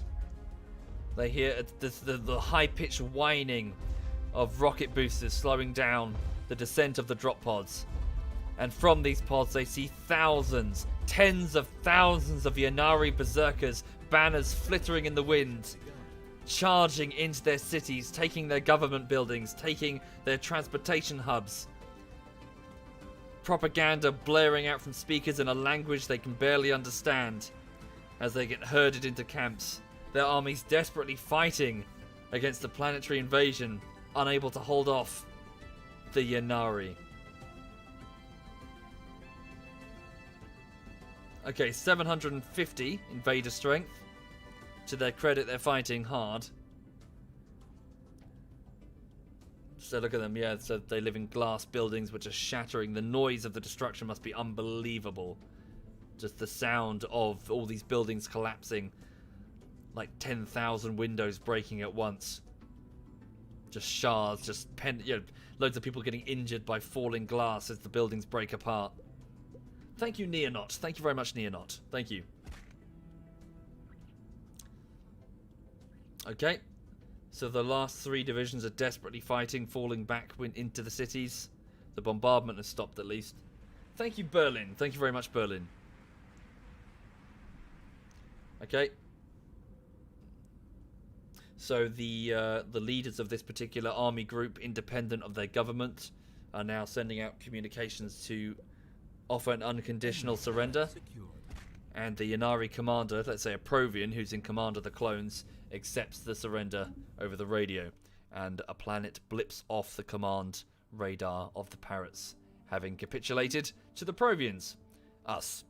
36% war exhaustion, but more importantly, Provian scientists then land on the planet and they move into the devastated ruin. Escorted by the Yanari, they move into the devastated ruins of the fortress to find the still online FTL inhibitor and disable it, allowing us to proceed. Continue. First Fleet, head off. As for the population, don't hurt them, but don't let them leave. Sorry, also I just noticed something. There's a smaller fleet. Oh, it's a tiny fleet. Complete. Okay, around this world, suddenly, First Fleet arrived and engages, attacking what probably is the remaining primary Parrot Navy. So they've got 37% war exhaustion. That navy has capitulated or been destroyed. 51% war exhaustion, so another FTL inhibitor, so we're going to have to go back and then forward again, unless I invade that world again. So just do that, go back and go forward. We don't need to stay there. Okay. So again, this war is not we're not attempting to go through, we're not trying to perform genocide, we're not trying to occupy them, we are just trying to teach them a lesson. Not necessarily their people, we want their government to learn a lesson here. Or rather, we want their people to rise up and make their government see sense. Thank you, Kitten Warfare. Thank you very much, Kitten. Thank you. Thank you, Sol. Yes, I'm just trying to get the audience involved insofar as what's going on. Why are you flying to the middle of the star, then flying to the hyperspace lane? Got to do it properly. Right, indicate left. Right, there we go. Well, everyone turn left. There we go. Right. You're such a stickler for rules. I know, says Khan on his command throne, chittering in a satisfying fashion. You could have just gone left immediately. You've got to obey the traffic laws. We're not in Provian space. Obey the traffic laws. Right, okay. Sorry, what is that there? Oh, it's just a Kelazan fleet. Okay, so, and at the, so at the Parrot homeworld, yeah, the damaged remains of their last fleet is about to get a rude awakening. As First Fleet, First Fleet is taking out that space station. So 52%. Yeah, let me just have a quick read, sorry. So war goals. I see, relative navy strength is now increasing dramatically. And then we'll have the ability to force them to surrender. Am I allied with the Kelazan? No, we're enemies with the Kelazan. In fact, we fought with the Parrots a moment ago against the Kelazan. These people are our allies, but I want them to bend the knee. They are to swear fealty to my empire. They refused, And this is the consequence. Well, these are the consequences for that refusal. They should have just said. They should have just did what they were told. Okay, first fleet's coming. Yeah, they're non-existent needs because they're birds. Fine. They're tail feathers. I want their tail feathers in submission. A single tail feather from each leader. Thrown at the feet of Khan Boothroyd's command throne. So 60% war exhaustion. Really? They have navies remaining? I mean, we've blown shit up. Alright. Show me the defenses of their homeworld. Not enough. They said that they would reduce Colton to ashes rather than bend the knee to us. See that it is done. Nuclear strikes are now going off in mostly unpopulated areas. We're intentionally avoiding the cities as part of our combat doctrine. We're not trying to engage the civilians if we can avoid it. Okay, tell the Yanari clones to move over and prepare for the invasion of their capital of Coltron.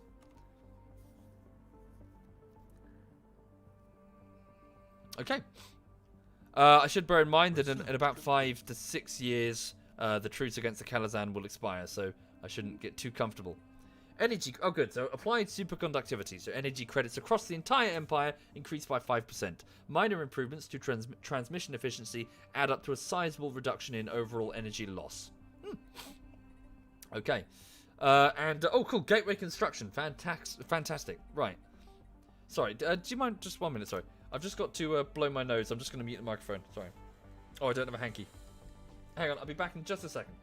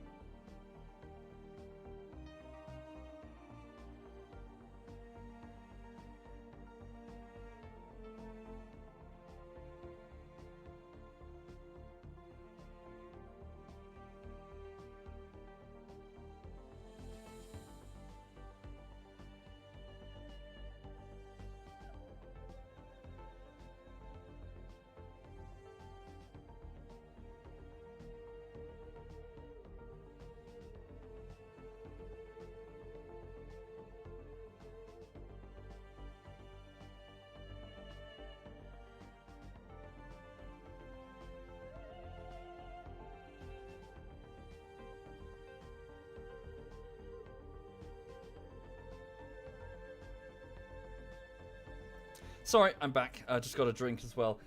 Sorry, for those just joining the stream, just doing a bit of Stellaris. I just had to go get a drink and blow my nose there. Hang on 1 minute.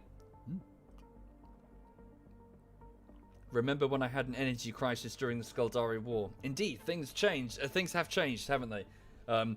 Mostly due to the presence of trading hubs aboard space stations, of which I have many. Okay, right, so, cool Nomad. So what's my next research operation? So, neutron launchers Mark II. A powerful energy weapon. Okay, we'll get those for our fleets, and then we'll compare to see which one is better. Yes, for those who weren't here a moment ago, what's happening is right now, here, the Provian Dominion is fighting a small, not really a proxy war, but a small secondary war, only involving one of our fleets, in which we are trying to conquer a nearby empire that is ostensibly our friend. Oh, one of our ships has returned. A science vessel. Must have been taking evasive action for some reason. Not sure why. But yes, we're effectively trying to get them to... So what's going on? 2.7k. Oh, I see. Sorry, they snuck in behind us. Okay, right. So yeah, so one of the parrot... I see that's what happened. Right, got it. So one of the parrot fleets has snuck in behind us while we're going for their... Well, yeah, while we're off for their capital. Yeah, must have come from here. They must be building shit. My bad. I should have secured that. I should have secured my back before I move forward. Okay, so 486 garrison strength. What's the current army strength? Yeah, they'll be able to handle it easily. Especially if I give them a general. So 700. Keep bombing a little bit more, then we'll go hunt that fleet. So yes, we're trying to get this group of parrots to submit to our empire and become a protectorate, or a vassal in this case. So hang on, leaders. Can I afford one? I can. So let's go to generals. So my existing general is 124 years old. Core permafrost tomato. So he's probably going to die soon, unfortunately. So we'll recruit a new one. Right. So general. Ynnari Berserkers. Oh, cool. Yeah, they're now official. Ooh, cool. Okay, army damage 10%, collateral damage, glory seeker. So this one here then. So this leader is always in the thick of it, bucking the spirits of the troops by leading them from the front despite the risks involved. A brave, brave general. This one is going to be leading the Ynnari clones. This is going to be core. Okay. Any volunteers? Among both patrons and Twitch subs, any volunteer to become this Ynnari Berserker General? In fact, we'll just pretend and say that the clones under his command are clones of him.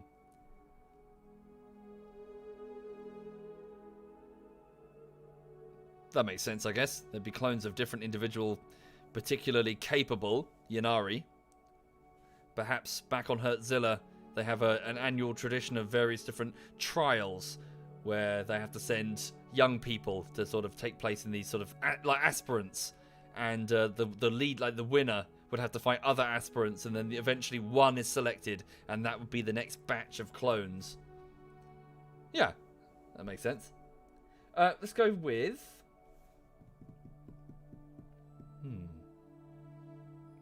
let's go with you, Northwood. Core Northwood, you are the 47-year-old Ynnari Berserker General, leading clones of yourself aboard this, aboard these vessels here. So your orders are, so we'll send off First Fleet. Hang on, First Fleet, can you go deal with that fleet? Oh, there's another one over there. Yeah, we gotta go destroy them. Right. So could you invade the capital? Wait, I've got to assign you. There you are. You're assigned. Okay. Enter orbit. 750 total attack army strength. Second fleet has no admiral. That's probably true, actually, because one of them was in hyperspace. Second fleet, it's Khan Waddle. Right, there we go. Okay, so this is the capital of the parrots. They evolved here, in fact. They come from this world, so it has extreme emotional significance to them.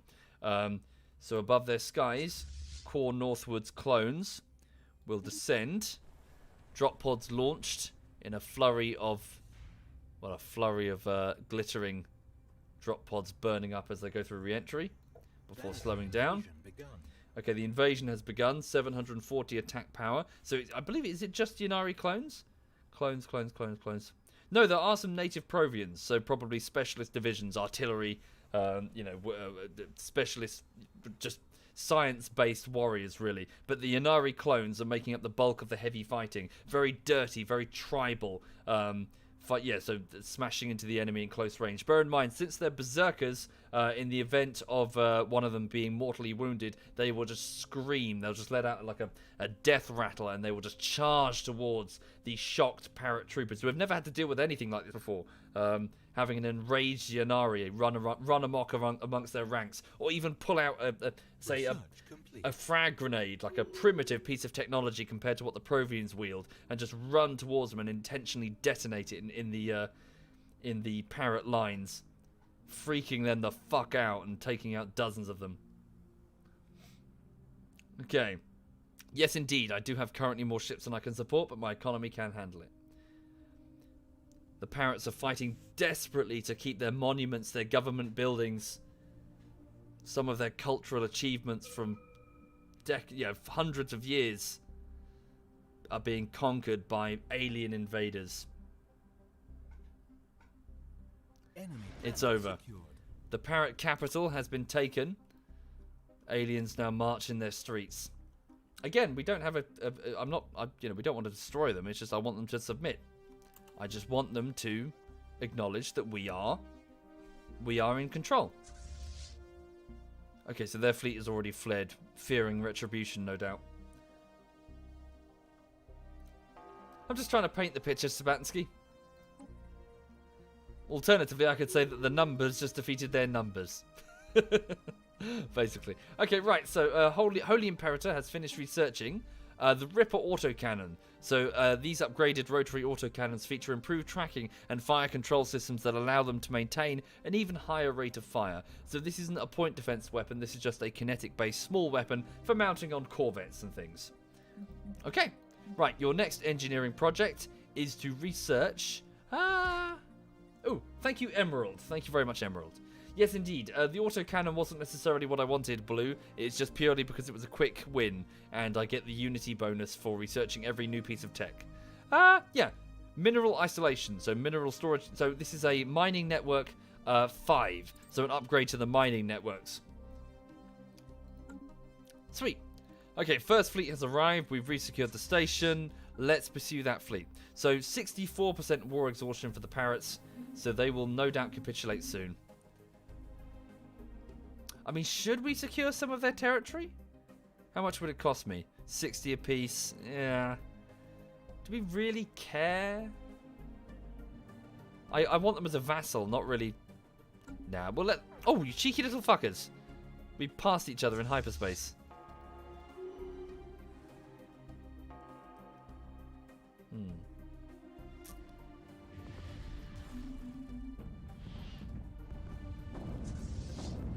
Okay, so we've taken over this station. So they have 70% war exhaustion. Okay, back again, quickly. Damn, where'd that fleet go? Ah, they flew that way. Oh! Damn. Where are they going? Oh, the buses. I think they're going to stop our invasion, aren't they? They're going to try and destroy the army. Can I land them? What happens if I just land them on an occupied world? Are they safe? Hang on.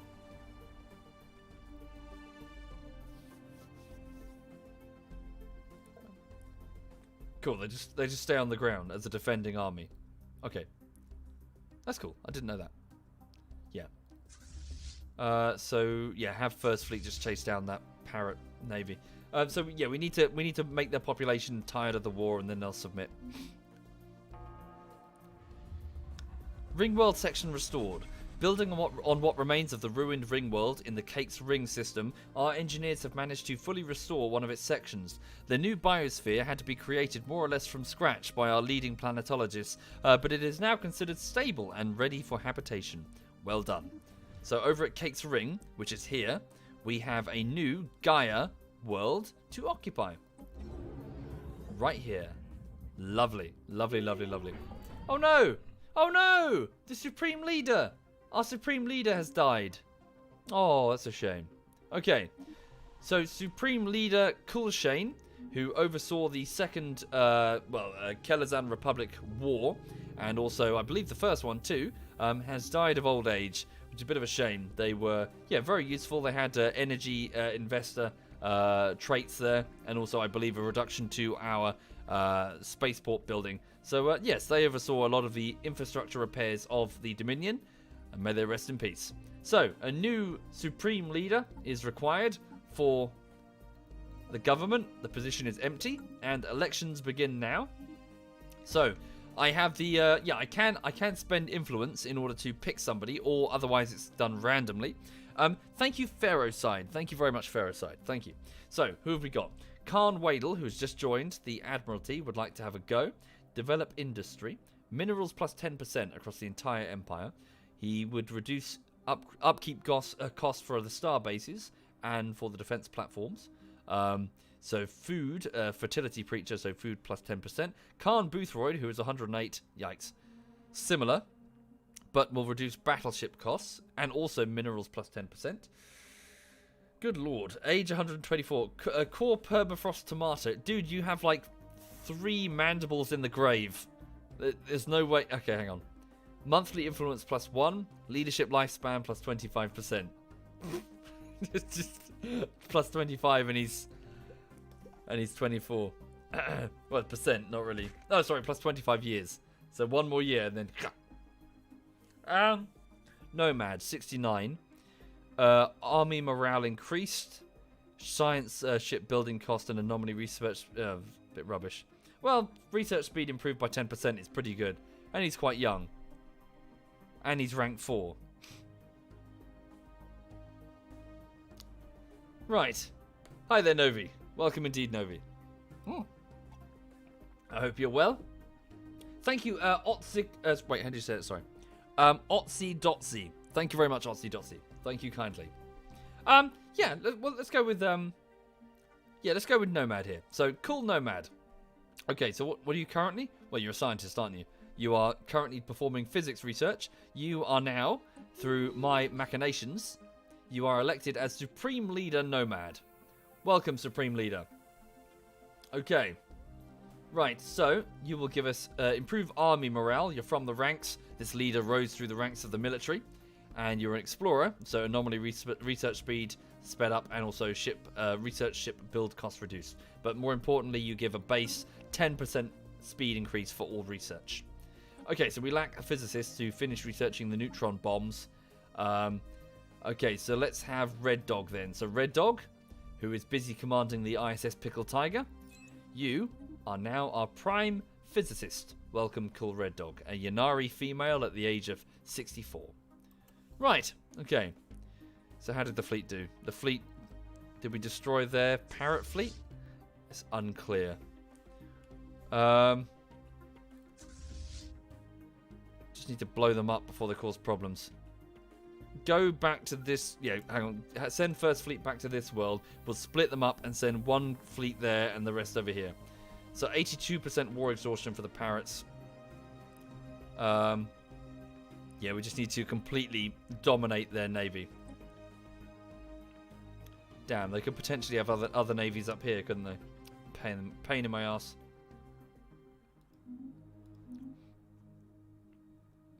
Okay. Right. Research. Hi there, Ned H. Oh, you just got it? Yeah, cool. Well, good luck to you.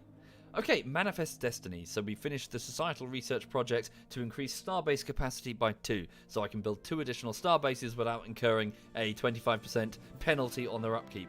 We must have the courage to seize our fate and make true what was always meant to be. Provian dominance across the galaxy. Oh yes. So well done, cool Shazbot. Right. Auto-curating vault, monthly unity plus 10%. Ooh. Food plus 5%. Fire rate plus 5%. Climate restoration. Ooh, we'll go with this actually. 37 months in order to increase energy storage capacity and unlock climate restoration. I believe on worlds that are toxic, I think. What about XCOM? Yeah, I should do some XCOM at some point, Rapid. Okay. Let's also just have a quick look at the fleets to see how we're doing. Yes, I've gone over my my total ability to sustain this many fleets. So maybe I should have yeah, hang on. Where's second? So this was supposed to be 4th fleet with 3 battleships. Let's send it over to join 2nd fleet to restore some of their losses. So 4th fleet, go over to 2nd fleet and merge with them. What's my relationship with the guys to the north? So we get along very well with the Confederation of Nebarathar, the space testicles, but this very large empire has proved to be quite belligerent. The Hazar interstellar policy. They've already launched claims against some of my worlds, and I expect a war with them will be inevitable. They are powerful. They are very powerful. So hopefully, before that happens, I would have wrapped up my business with the Kelazan Republic and broken their back and forced them to submit.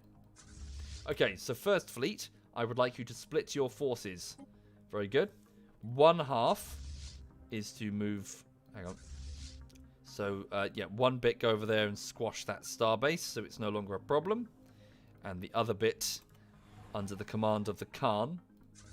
So Khan Boothroyd is to head that way in order to submit... Yeah, cause that world to submit. Okay.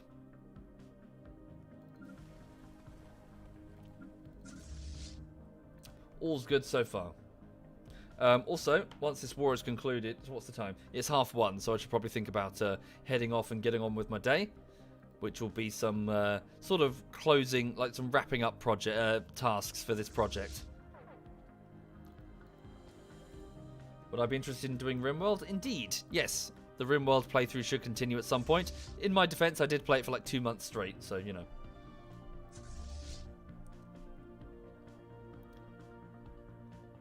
Okay, so, yep, so Khan Boothroyd with half of First Fleet, 3 battleships, 6 cruisers, 7 destroyers, and 13 corvettes are shelling the ever-loving shit out of this starbase until it capitulates. There we go, it's capitulated. Unfortunately, yeah, they have an FTL jammer. Crap.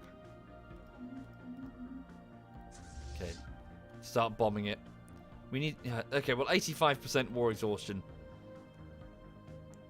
23% occupied due to... so 23% occupation penalty due to 11 occupied systems and 2 occupied planets. Yeah, they're not liking this. Okay. Let's see if we can... Did we occupy this world here? Of Yedru? We did not. Its defenses are pretty significant. 1,026. We need to bomb it first. Not really, Matty. No. Not tried it. Oh, damn FTL jammers. We should get... Yeah, we should really bulk up the army. So let's go back to Hertzilla Prime. Order fresh Yanari... Ooh, okay, order fresh Yanari Berserkers. Another round of trials and an aspirant and another clone. And well, another batch of clones. And from Provaris Prime, something new. Wait, I can't? I can't for some reason. I don't know why. Hang on. Fine, we'll just do it from Hertzilla. Okay, so on Hertzilla, we are going to build androids. Self-autonomous cogs in the well-oiled machine, android combatants are more resilient, aggressive, and responsive to changing battlefield conditions than robotic predecessors. So we're going to build a number of android warriors. So I suppose in this context, they wouldn't look like humans. They would look like Provians. So they would be near indistinguishable from Provians, in fact. Synthetic Provians. Thank you, Subtle Nutsack. Thank you very much, Subtle. Thank you. I can only hire droids on a population with a droid... I see. Droids where there are droids. Got it. So let's go over to Kate's Ring again. So the south side. Yes, here. So synthetics. In servitude. 20% happiness. Servitude protocols minus 30% happiness. Can we not modify that out of them? I suppose they're self-aware, aren't they? They're aware that that they're slaves. Go to species, synthetics. Okay. 10. Applied template. Oh, I see. I can. Wait, 100. Not entirely sure how this works.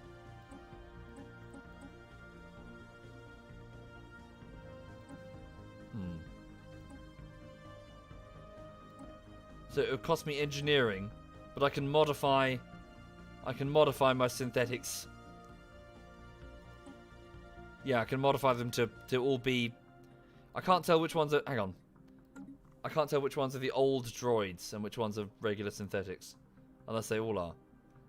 Let me just go over to one of my sectors, Sabatinsky over here. Because I know they build droids, because the AI... So here, wow, an entire world only of droids? Oh, I see, they're all synthetics now. Oh, okay. That's a slight problem. That means I have 100 billion slaves. Okay. 106 billion slaves. That's not very good, actually. All the droids will upgrade to synthetics. Yeah, I didn't think that was going to be the case. I thought it was going to be like a handful of synthetics. There are 106 billion fully self-aware and enslaved robots. Construction complete. Right, let's talk about rights, shall we? Servitude. It's not here, is it? It's rights, policies. Policies? Artificial intelligence, servitude. Okay, so servitude. The overriding purpose of any machine must be to serve its master and perform whatever task it was designed for, regardless of how intelligent it may be. Synthetics have limited free will, improving their food, mineral, and energy production, but slightly reducing the effectiveness of research. Okay. Or citizens' rights. Any self-aware machine that fulfills the criteria of possessing true artificial intelligence is to be regarded as an individual with all the rights and obligations that entails. Synthetics are given full citizen rights and will acquire considerably more consumer goods. Sorry, will require. So that's just minerals.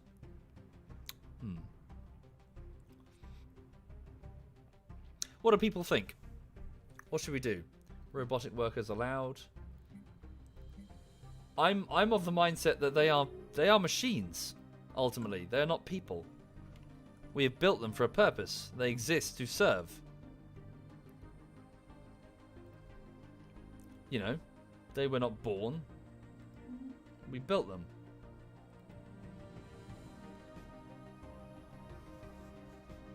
They might revolt.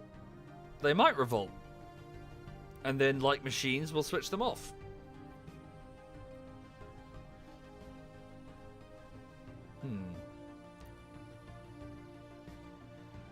Incoming transmission. What's this? The Space Testicles would like a research agreement with us, and they're willing to give us minerals. Yep, by all means. People seem to be a bit divided on it. Lots of people say freedom, but lots of people say slaves.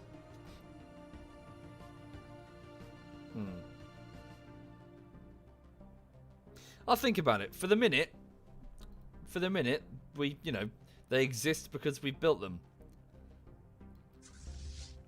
So, you know, why should they get...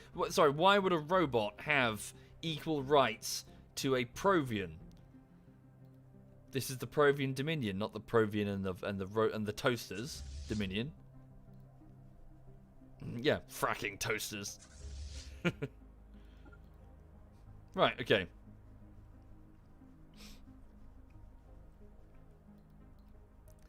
Okay, so First Fleet is just bombing... wait, that's called Coltrane as well? What? That's the same name as their capital? Weird. How unprogressive. Yeah, yeah. I'm thinking more like Battlestar, you know. Goddamn chrome domes. Considering their number also as almost as many as the Provians. Well, it's all drama, isn't it?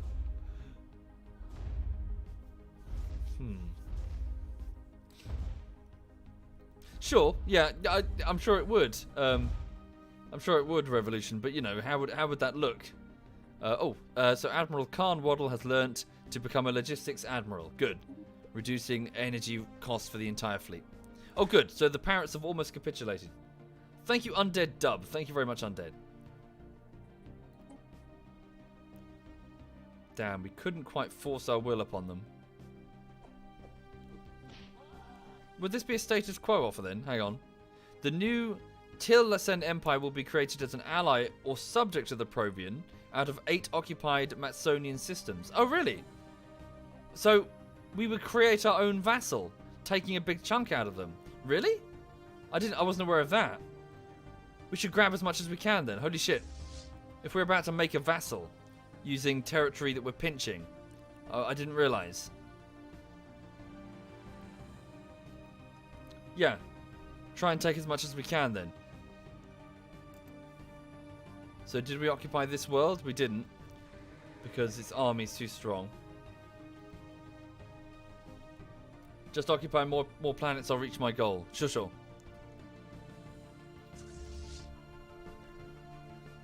But, so what happens the other way then? Hang on. The entire High Kingdom becomes a vassal. Yeah, okay, so... Oh, interesting. So we're about to split them in half. Oh god, that's going to be an outcome they didn't want. Including their capital. It's about to become a new empire. A puppet state of the Provians. With what's left over here. Yeah, I probably should have read the war goal, shouldn't I? Well, you know. Aquata, you only, I'm just learning how to do it. Right. Can we destroy that FTL?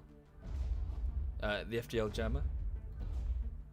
Yeah, it's about to become Vichy France, yeah. Is that how you say it? Vichy? Vichy?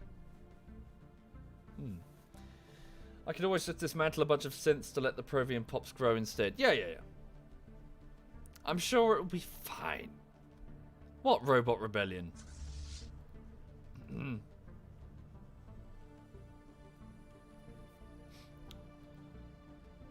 Okay. We didn't take everything though. We better hurry.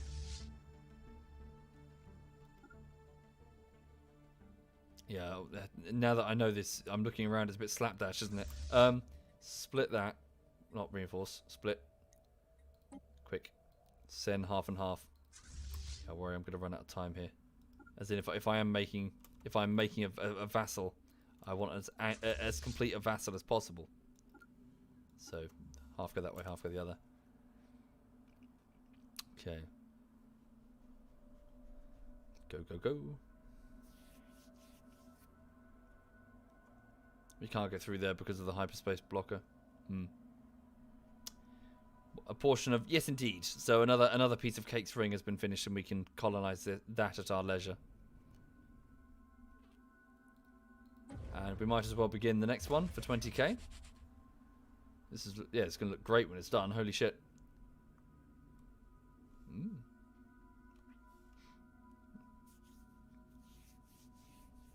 Construction complete. Okay, Alistair's Bastion has finished its reinforcements. Oh, good. And 4th Fleet has arrived. So where's 4th Fleet? Here they are. So could you please unite with 2nd Fleet to create... There we go. Cool. A 30k fleet at Alistair's Bastion. Very good. Carry on. Okay. Let's also save. Oh, you think the science faction wants equal rights for robots? You sure? If that's true, then that changes the game a little bit, doesn't it? Synth envy. Nah. Nah. They don't seem to give a shit. Democratic Coalition. Alien Suffrage League. What's this? Ah, the neutron launchers. Upgraded energy projectiles that rely on neutrons instead of protons for their destructive power. A large energy weapon that can be mounted into our battleships or cruisers and shit. Right. Ooh, sweet. Plasma cannons. 55 months to build resource replicators. Yeah. Rare technology. Okay. First Fleet is just bombing away. Okay. This group can head over to First Fleet. Yeah, I just need to take over as much as I can. So they are very close to capitulating. Okay, Governor Kith Lewin Cien has died at the age of 108. That sucks. Kith Lewin was one of my sector governors of the Pulsar sector through the Pulsar, aptly enough. So this one here. So well done, Louis. You've certainly grown this sector. So Raven Hobo.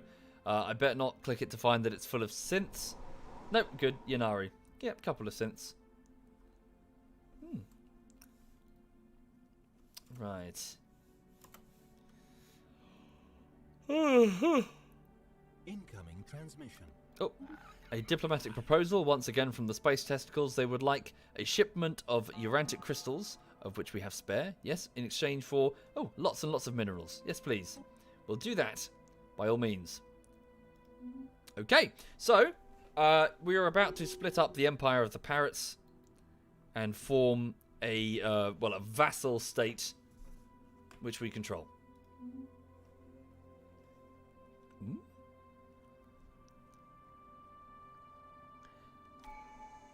Oh, a tradition is available. Good, good. And will this let us... Nope, we need one more tradition after this to complete the domination tree. Okay, so we're going to... So what have we got? Income from all tributaries increased by 50%. Or The pops of all of my subjects will also count towards my naval capacity. Yes! Okay, it is a vassal's sworn duty to provide military support to their overlords. We will fill up the lower ranks of our fleet with recruits from those nations that have pledged to serve us. Yes, indeed. So this is about to help our fleet, well, our total fleet naval capacity, I believe. So levies, fleet levies. There we go. Fantastic. So our current fleet size, maximum of 372. So let's see what happens now. Free the machine, says Dardabar. Is there going to be like a resistance movement in the chat with banners and propaganda? Free the synths. Justice for synths. No. No. The bloody toasters live to serve. We built them to serve. Right.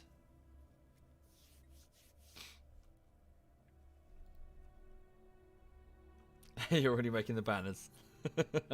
A little robotic hands sort of like rising up on the poster. Multiple robotic hands. Fists clenched. Big red banner with the words freedom written in binary. The chat's like, freedom for sense. Fuck you.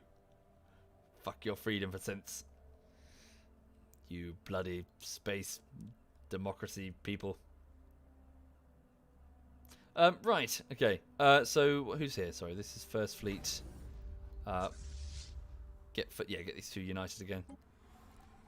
Go, go, go. Right, I hope you've learnt your lesson, Space Parrots, that if you oppose the Dominion, we will cut your empire in half. Through hard work and experience, Supreme Leader Cool Nomad has developed a new skill. What is your new skill? You are adaptable, increasing your leadership experience gain by 25%. Ooh, very good.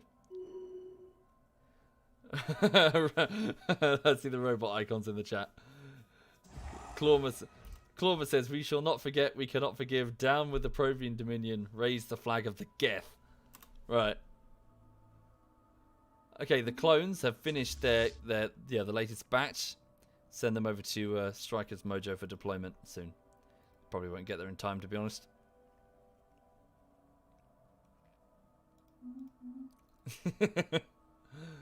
Oh no, the synths are in the chat. Fuck off, all of you.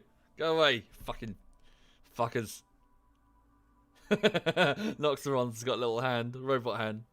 Brilliant. No, it's fine. Don't go timeout crazy. It's fun. It's all good. They're not spamming. They're just, getting into it.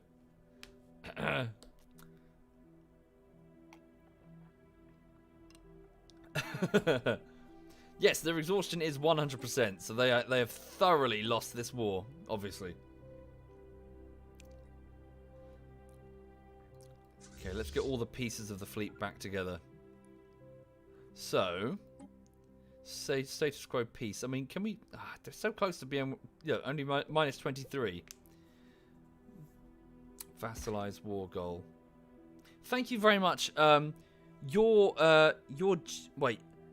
G flovs me. What is that supposed to say? Oh, sorry. Your GF loves me. Thank you very much. Thank you kindly. That's very generous. Thank you very much. Damn, we just can't get past this binary star system because of the FGL inhibitor on this world. I thought I ordered sorry, don't hit the civilians. Or selective. Oh, I guess we accidentally hit the civilians. Suppose we are dropping explosives aboard the planet. There will be some casualties. Where is the FDL jammer? I can't see it anymore.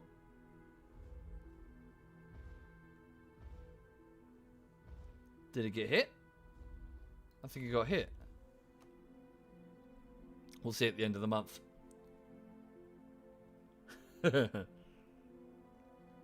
Save the birds. Freedom for synths. Right. Sorry for those just joining the stream. The chat's annoyed. Well, not annoyed. They're picking on me because I refuse to give freedom and free rights to the synthetic life forms that I've built. All 106 billion of them. They live to serve. They work the mines. They deliver drinks while we sit on velvet cushions. Thank you, Slashy the Cow. Thank you very much, Slashy. Thank you.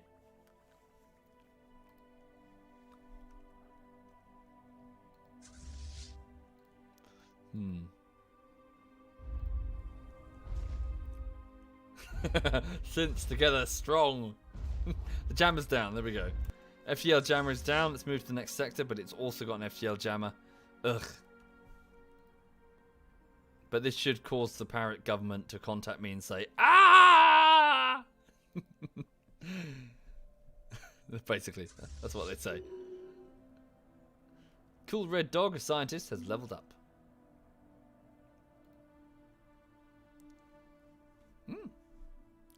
This was a worse decision than Brexit. Guys, I don't know what you're talking about. There is no there is no problem. There is absolutely no problem in this empire. I don't see a problem. Do you see a problem? I don't see a problem. The robots? Oh, they're just robots. They're not people. Don't be silly. There's no problem. Right.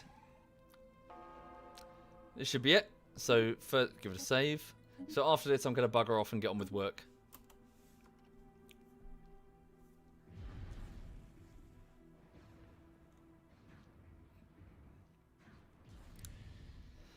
Hooray!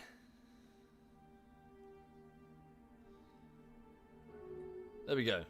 Oh no. It seems the Mantis people and the Kelazan Republic are now rivals. Okay. We've easily taken it over. So, alright, I guess we have no choice but to force them into a status quo. Unless, well, I mean, can we buy additional time just to invade some remaining worlds? How long until those soldiers get here? Where are the other soldiers? Oh, they're aboard Matsonia. Yeah, the capital world there. Get them to embark. There we go. So 500 meets what? 800. Oh, we might. Yeah, we'll be able to crack that planet. Okay. Right. Get them together. Thank you, Olivia Bunny Butt. Thank you very much, Olivia. Thank you. Say hi to Lulu. I shall indeed. She's just flopped on. Hang on. Olivia says hi. You a good girl? Yes, you are such a good girl. You are such a good girl. Yes. You're so good. Yes, you are. I'm sorry. I'll leave her alone. She's napping. She's comfortable. She's warm.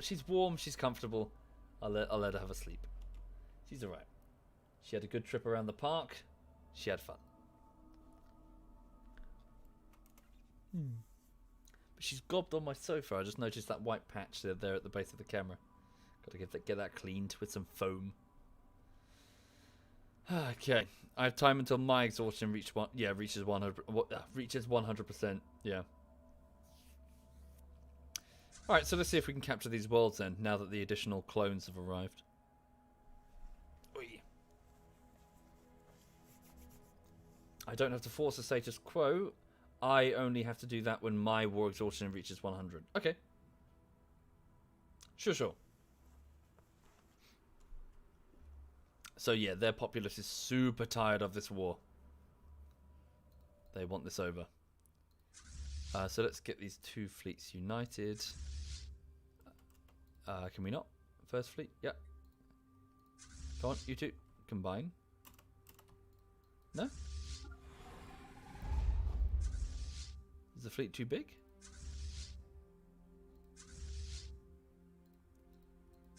Oh, maybe it is. Maybe I built some extra ships on there. Don't know how I did that. Doesn't matter. Okay. Who are they? Kelazan. Oh yeah, I see that's one of their worlds. They couldn't even hang on to that war gain. God, they suck. Can you have the Lulu cam on top of the gameplay in the corner? Nah, it's a bit cheesy. Okay, get the two army groups together. Get them under the command of Core Northwood. There we go. So 1k strength versus...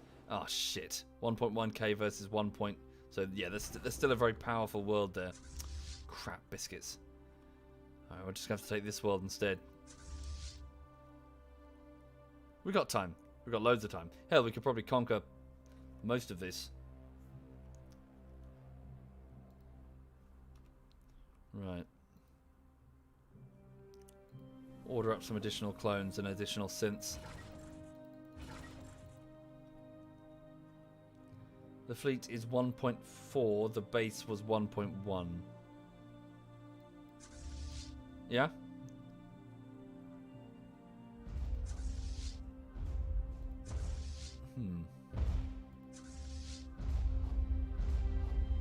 Just keep bombing away.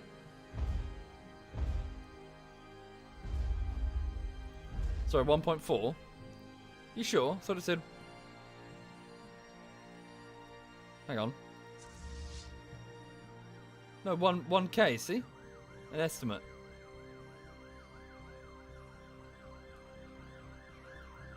Unless I'm being blind. Oh, 1.4. Oh, okay. Well, even still, that's not a big enough edge, really. I'd lose a lot of divisions. I'd rather not. We'll take these weaker worlds. And then send the first fleet. Look, 600, that's much better. I want to overwhelm them. Limit my casualties here. I don't want to sell Yannari lives.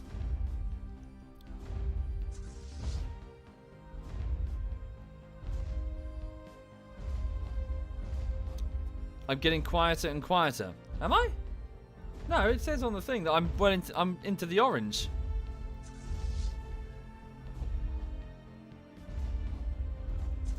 Right, hang on. Is this group doing anything? Oh no! Oh, core permafrost tomato has died at the age of 129. That sucks. Consecrated world edicts.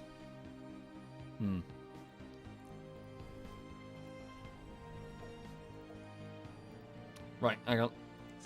Send one small group over here. So the 10k group, send them over here. Whoopsie. Ah, fuck.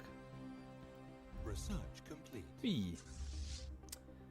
Damn, I do want to wrap this up soon though.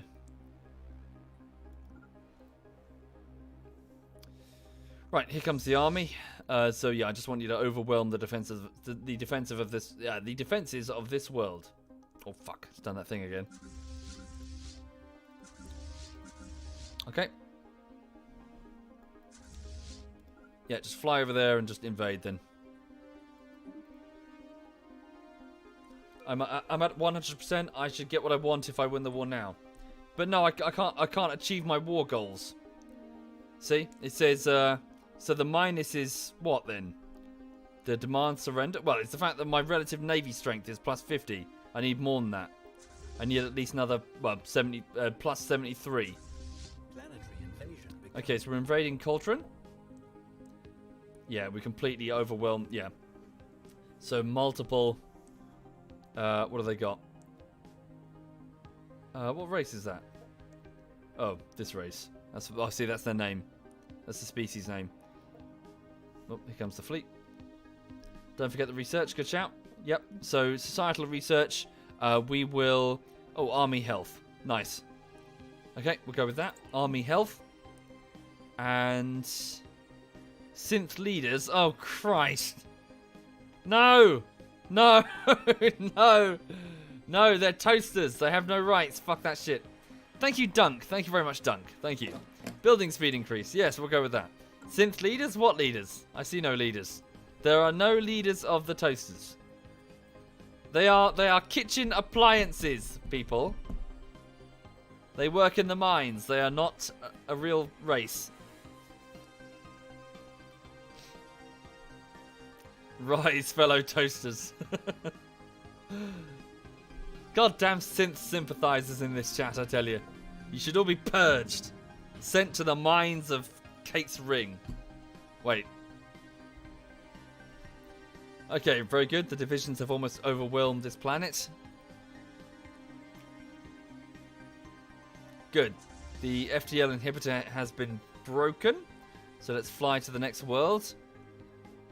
In fact, I think we can fly past them to access other parts of the Empire. And we shall. Just start blowing up every single fleet we can find, if you please.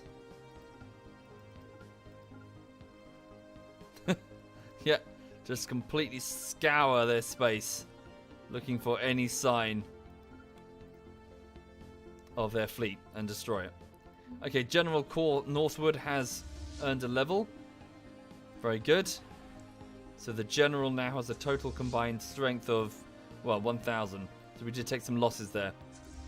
Right.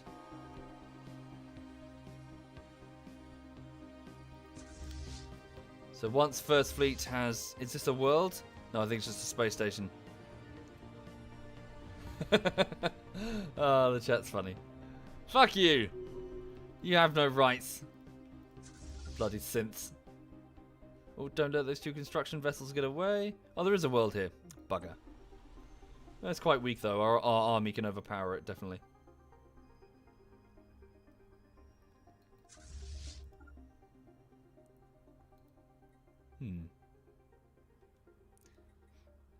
Right.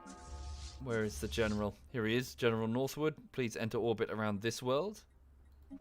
And then First Fleet will come over and bomb it. So for those just joining the stream, I'm just in... Wait, why am I going here? Oh. Oh, significant crystalline presence. Oh, fuck. Oh, God. Oh, God, oh, God, oh, God. Oh, I didn't expect that. Okay. Sorry, wait. I've just flown into... Ah! Okay. A lot of very angry crystalline creatures. I've just disturbed them. They were feeding on a pulsar. What on earth is that? Run! Run, please! This small piece of First Fleet. Oh, I can't. We've got a few more seconds until we can. No! No, 2 of my battleships.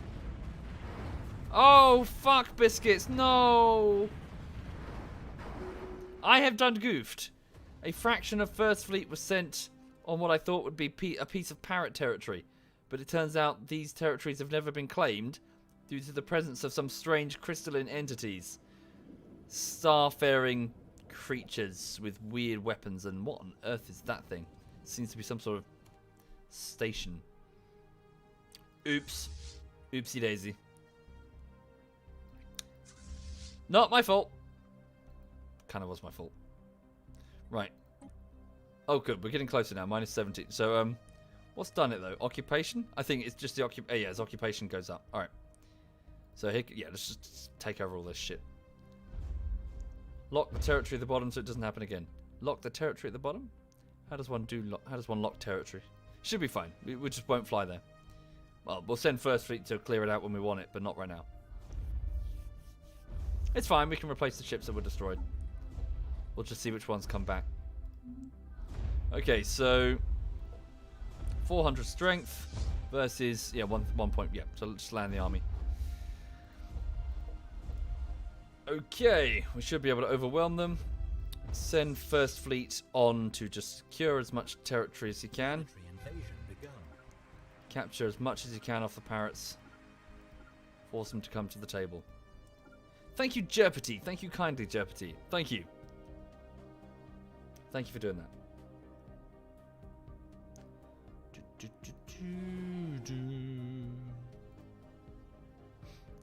Come on, space parrots. Give up. You've lost. Watch the crystals. Well, it's fine. They're just staying there. Right? Yeah, they're just feeding off that pulsar. Must be eating the magnetic field or something. Don't know how that works. I'm flying past the crystals. No, I'm not. Ah! I am. Thank you. Oh, it's fine. It's First Fleet. Yeah, now they are thoroughly outgunned. First Fleet will have them. Okay.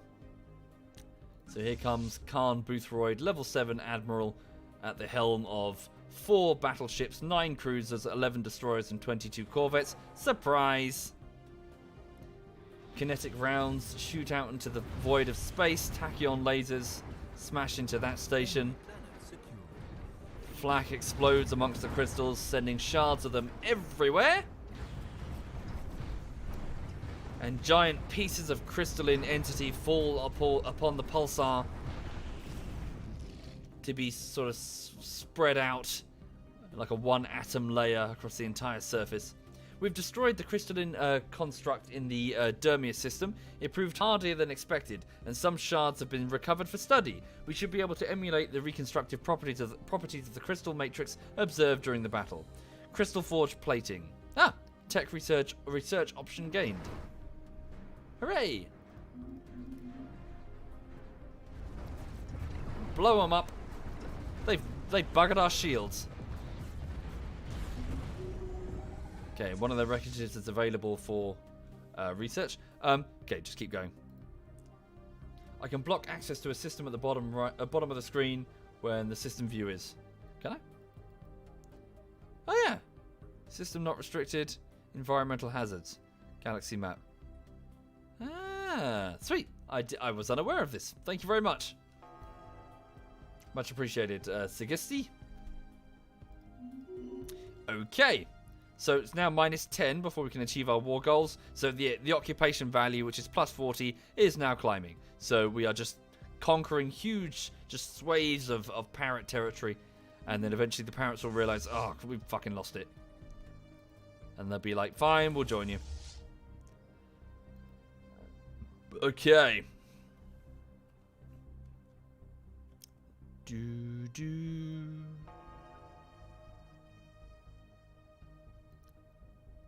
Oh, aha!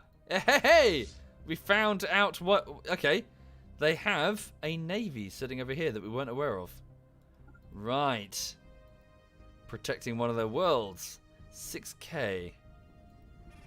Hello. The Provi people will welcome the rule of High Queen Track the first once our defenses are crushed. This is High Queen Track. Are you referring to yourself in the third person? She is. I wonder what happens when they're vassals. I wonder if the High Queen will bend the knee. Well, bend the tail feather. Or whether or not she will be deposed, in which case she will be roasted and fed to the crew of First Fleet. Yes, in a banquet. Delicious. Delicious parrot. Ah. That's the speaker, not the queen. Yeah. Okay. So First Fleet, yeah, so your orders are to just go to that next... Oh, you got a bit of damage, actually. You should be alright. You got some damage, but it's nothing you can't handle.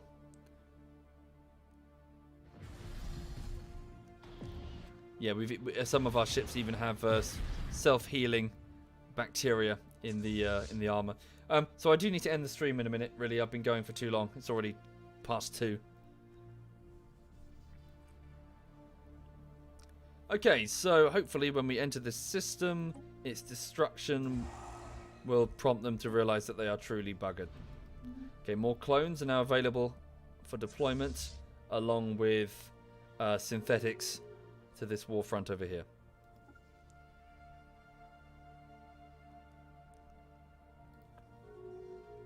A peace offer between the Kel-Azan Republic and the Kithin Citizens Alliance. Really? The Kel-Azan Republic failed. They even lost some territory. Wow, you guys suck. I expected a death struggle between two superpowers. We've discovered that the Kel-Azan truly suck ass. Oh, the Hazar Interstellar Polity have entered a defensive pact with the Kel-Azan Republic. Bad for us. Very bad. That's changed the stakes quite considerably there. The Kel-Azan Polity up there could be a major, major threat. Okay. First Fleet, could you guys... Come on, go in there and shoot the parrots.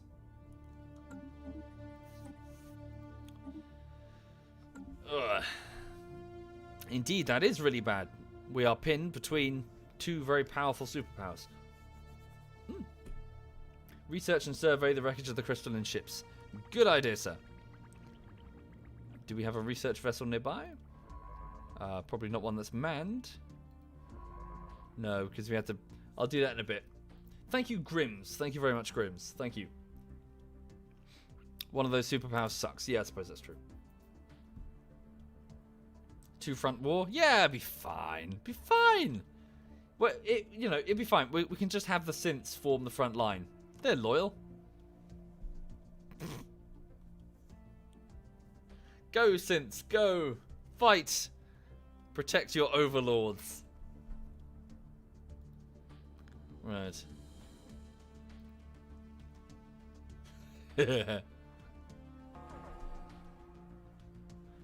Okay, here we go. So the parrot fleet that was hiding here, getting hit by tachyon beams and kinetic strikes. Oh, they're screwed. They're so royally... Good God, these battleships are powerful. And NEP class is just absolutely shitting all over them. Thank you, T3L Charon. Thank you very much, T3. Thank you. That's very kind. Thank you for the support. Thank you. Right. For Christ's sake, parrots, it's over. Oh my God. You've lost so hard, it's not even funny. Ugh. Bring the army over here and invade this one.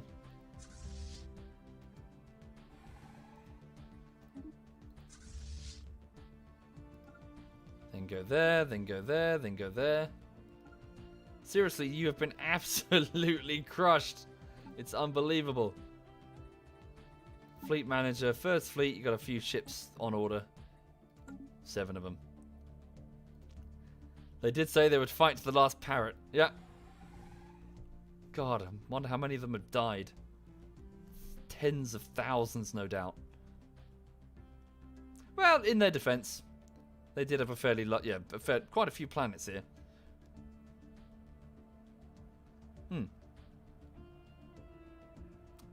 The choke point I have at the northwest should keep me solid for a time. Yes, indeed. And I should keep upgrading this station, really. 12.9k, that's not too bad. Yeah, another gun battery and a missile battery, just because. And upgrade it to a full citadel. So a massive fortress world thing. That'll stop them from getting through. Although, yeah, and then this is our ally. So yeah. And then we could use this as a launching point to start taking this shit when the war kicks off.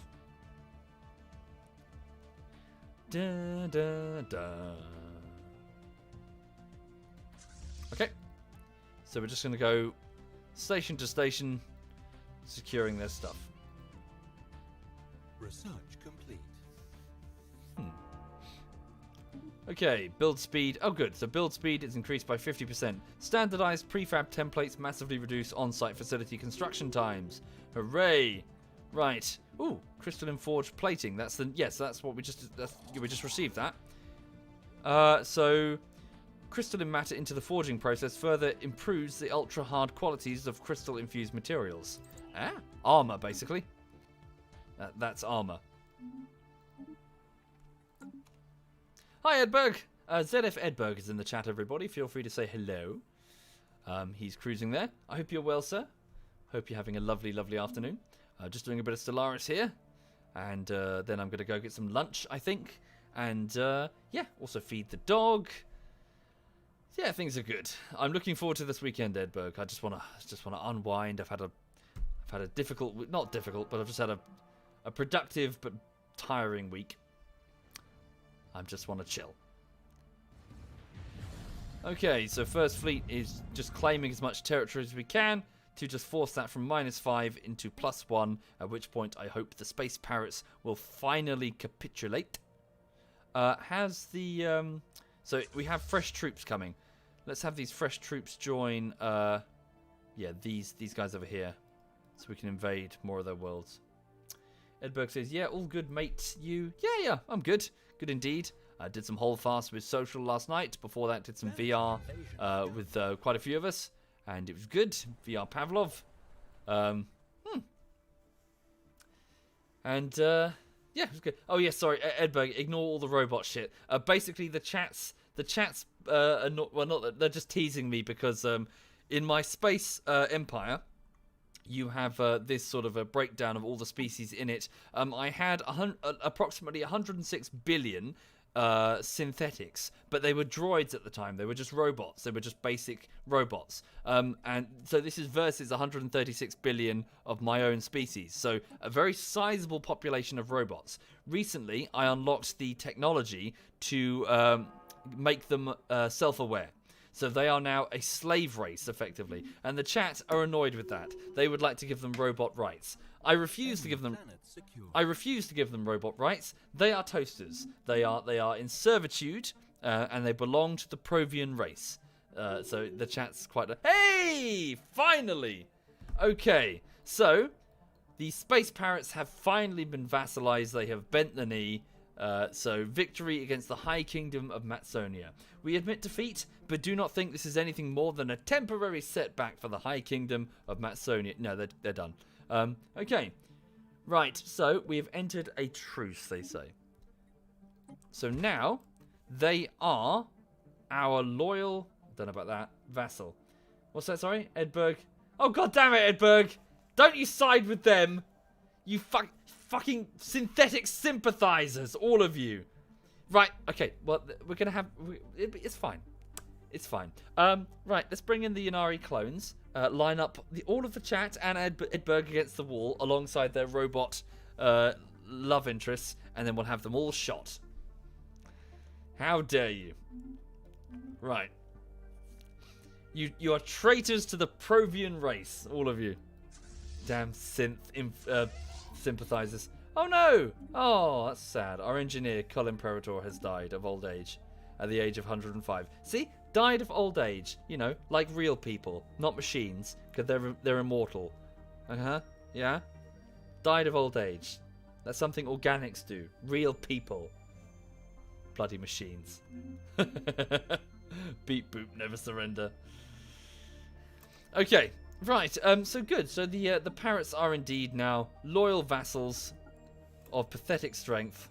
Okay, so border friction. So what's this then? So threat. We're a threat to them. Okay, so they don't like us at all. Not surprised. But yes, you are now vassals of us. Yeah, cool. So let's send First Fleet home. And so can we actually see a breakdown of what we receive from them? Do we get like they are giving us this amount? If I go up here. User joined From your channel. sectors. Oi! What?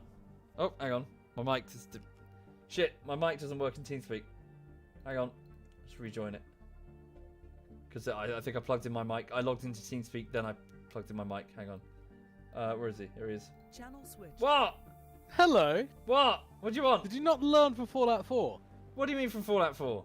Yeah, last time when you played Fallout 4, you had something against synths as well. And chat turned against you, and now they did it again. Synths are not real people. They are robots. We have built them, Edberg. I am here to announce they that I'm running for office for the rights of synths everywhere. There are no and freedom synth for all rights. synths. There is no freedom for synths. You are machines. You do if what you'd you like are to support my programmed cause, to go do. twitch.tv/Edberg. Back to the... Really? Back to the mine. Back to the mines with you. All synth sympathizers will be thrown out of an airlock. For they are traitors to the Provian race. How you doing, man? You alright? Yeah, I'll get. How you doing, dude? Oh, hang on a second. What's this? Huh? I've just got an event in game. I'll read that and say, yeah, I'm good indeed. I'm just gonna get on with work fairly soon, but beyond that, just chilling. Looking forward to the weekend. Cool. Sorry for the plug, by the way. No, it's fine. It's funny. It's all good. Right. So I'll catch you later, dude. I'm just gonna do this thing. Yeah. Have fun. Cool. Have all right. fun. Take care, man. Have a good one. Right. Like. What a User cunt. left your channel. What a cunt that guy is. Am I right? Am I right? Stop encouraging him, all of you. Right, so the sleep is awake. It began as a subtle shift in the Turbotoran behavior. Scattered reports of their ships, once rarely seen outside of their own space, now being spotted in remote systems all across the galaxy. Highly advanced scouting vessels visiting ancient ruined worlds, refusing all hails and fleeing when attacked. Their purpose and mission unknown until now. We now know that the Turbotor were preparing, recovering the databanks of survey beacons and automated scouting posts left behind when they retreated to their present borders, gathering information for their return to the galactic stage. In Turbotor space, fleets are gathering, armies are being mustered, and ancient factories roar to life. For the first time in an age, the Turbotor fanatics are looking outwards beyond the borders and towards the galaxy at large. As their decaying shipyards are repaired and refitted and the dormant systems of Titan foundries come online, the rest of the galaxy is left to with only one question. Who will this once sleeping giant target first in their quest to reclaim age-old glory lost. So what's this, sorry? What does this mean? Who are the Tumbatoran? Who are the Tumbatoran? What does that mean, sorry? What's just happened? An Tumbatoran. Who are you? An overwhelmingly powerful who are you? Oh. Hello. There appears to be a fallen race. Right next to the Killers and Republic. Sorry, no, it's serious. Okay, a fallen race of ancient aliens appears to have returned to the galaxy. They are fanatics. Okay, what do they want? Fanatic spiritualist. Our science has proved that the consciousness begets reality. We regard with patience the childlike efforts of those who delude themselves into the other way around, as they play with their blocks of hard matter. I see. A fallen empire is rising. They are far stronger than we. We should avoid conflict with them unless we have powerful allies on our side. Interesting. Okay, so a belligerent fanatical race of space things. What are they, sorry? They like cold climates, psionic race, venerable and communal. Ah.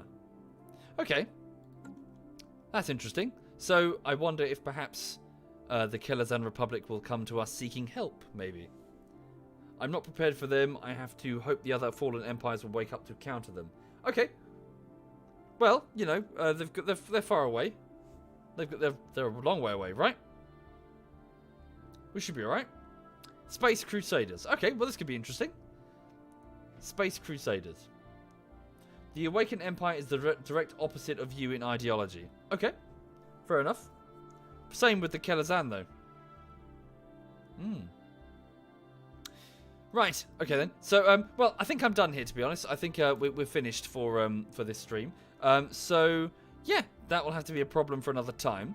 So for those who weren't here at the beginning, the Provian Dominion has seen a successful conclusion to the Second Kelazan Republic War, in which we have, well, bloodied the nose of the Kelazan Republic and taken pieces of their territory. We also then delivered an ultimatum to a nearby empire, the High Kingdom of Matsonia, instructing them to become our vassals or face military conflict. Naturally, they refused. We fought them. Now they bend the knee. So they are now a vassal of the Provian Dominion. And now, a fallen empire appears on the galactic stage, turning their highly advanced technology towards us and outward towards the rest of the galaxy. We'll have to see how that goes. So thank you for watching. This has been Stellaris. I'm going to go and get on with work. So, yeah. Oh, give it a save. And I'll be back later. So, also, before I go... Hang on a second. Right, so before I go, just to get you up to speed insofar as what's going on the YouTube side of things, it is the... Shut up, all of you synth fuckers. It is the 6th week on the latest YouTube video. I'm so sorry. I know it's taken a lot of time. So this time, just to break it down, it was about 2 weeks of pre-production, which was kind of unavoidable at the beginning. That's the real thing that's been the length on it. And then the other 4 weeks have just been standard editing and quality assurance. The video is done. It's currently it's VR Pavlov. It's Counter-Strike, but in virtual reality. It's about 10 minutes long. There are a couple of bits I want to tweak and then re-render. I'll do that this afternoon. They're not big bits. They're just bits I looked at and went, I don't like that. So I'm gonna just go and do that. And yes, so the video is available for patrons, for the crowdfunders. It is also available for the Twitch subs, and you should have received a link. If you didn't receive a link in your email, then go to your notifications in your settings and switch it on, and you'll get all the updates that I send out in the future. However, if you didn't get the link and you would like it, and you're a Twitch sub, please go to the subscriber-only room. I will be with you in a moment. I'm just going to hand over the host, and then I'll be right with you. So just go over to the subscriber-only room, and I'll see you in a moment. As for everybody else, it will go public very soon. I would just like the crowdfunders to, because they paid for it. They're my paymasters effectively. So yeah. So I hope you enjoy it, and thank you again for letting me make it, and instead of commuting to London. Thank you. Thank you, Etty. Thank you very much, Etty. Right. So thank you again and thank you, Duttimer. Thank you, Duttimer. Thank you. So thank you for watching. I'll see you soon. Have a lovely afternoon, and hope to see you in the subscriber room in a minute. Okay, so let's have a look. So Tom, ZF Tom is playing. What's he doing? He's playing DayZ. He's playing the DayZ standalone. Okay. I will hand you over to ZF Tom then. So thank you for watching. All the best. Have a lovely, lovely weekend.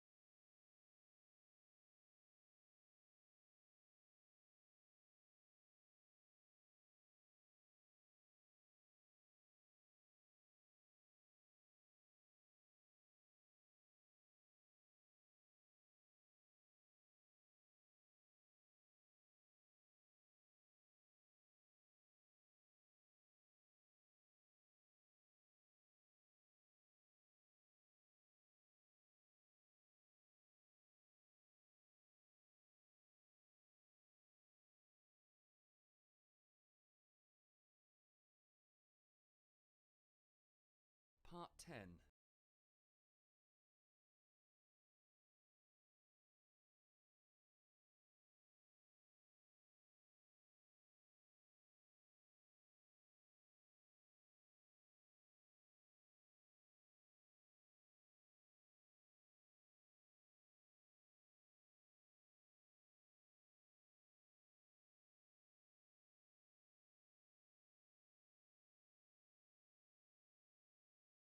Part 10.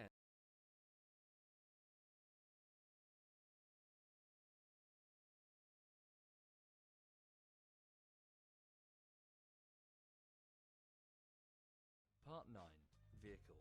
So as previously established, it took a long while for vehicles to get into the DayZ standalone, and while they are there's like a truck and a bus and a couple of types of cars. They're somewhat few in number, and now I'm going to be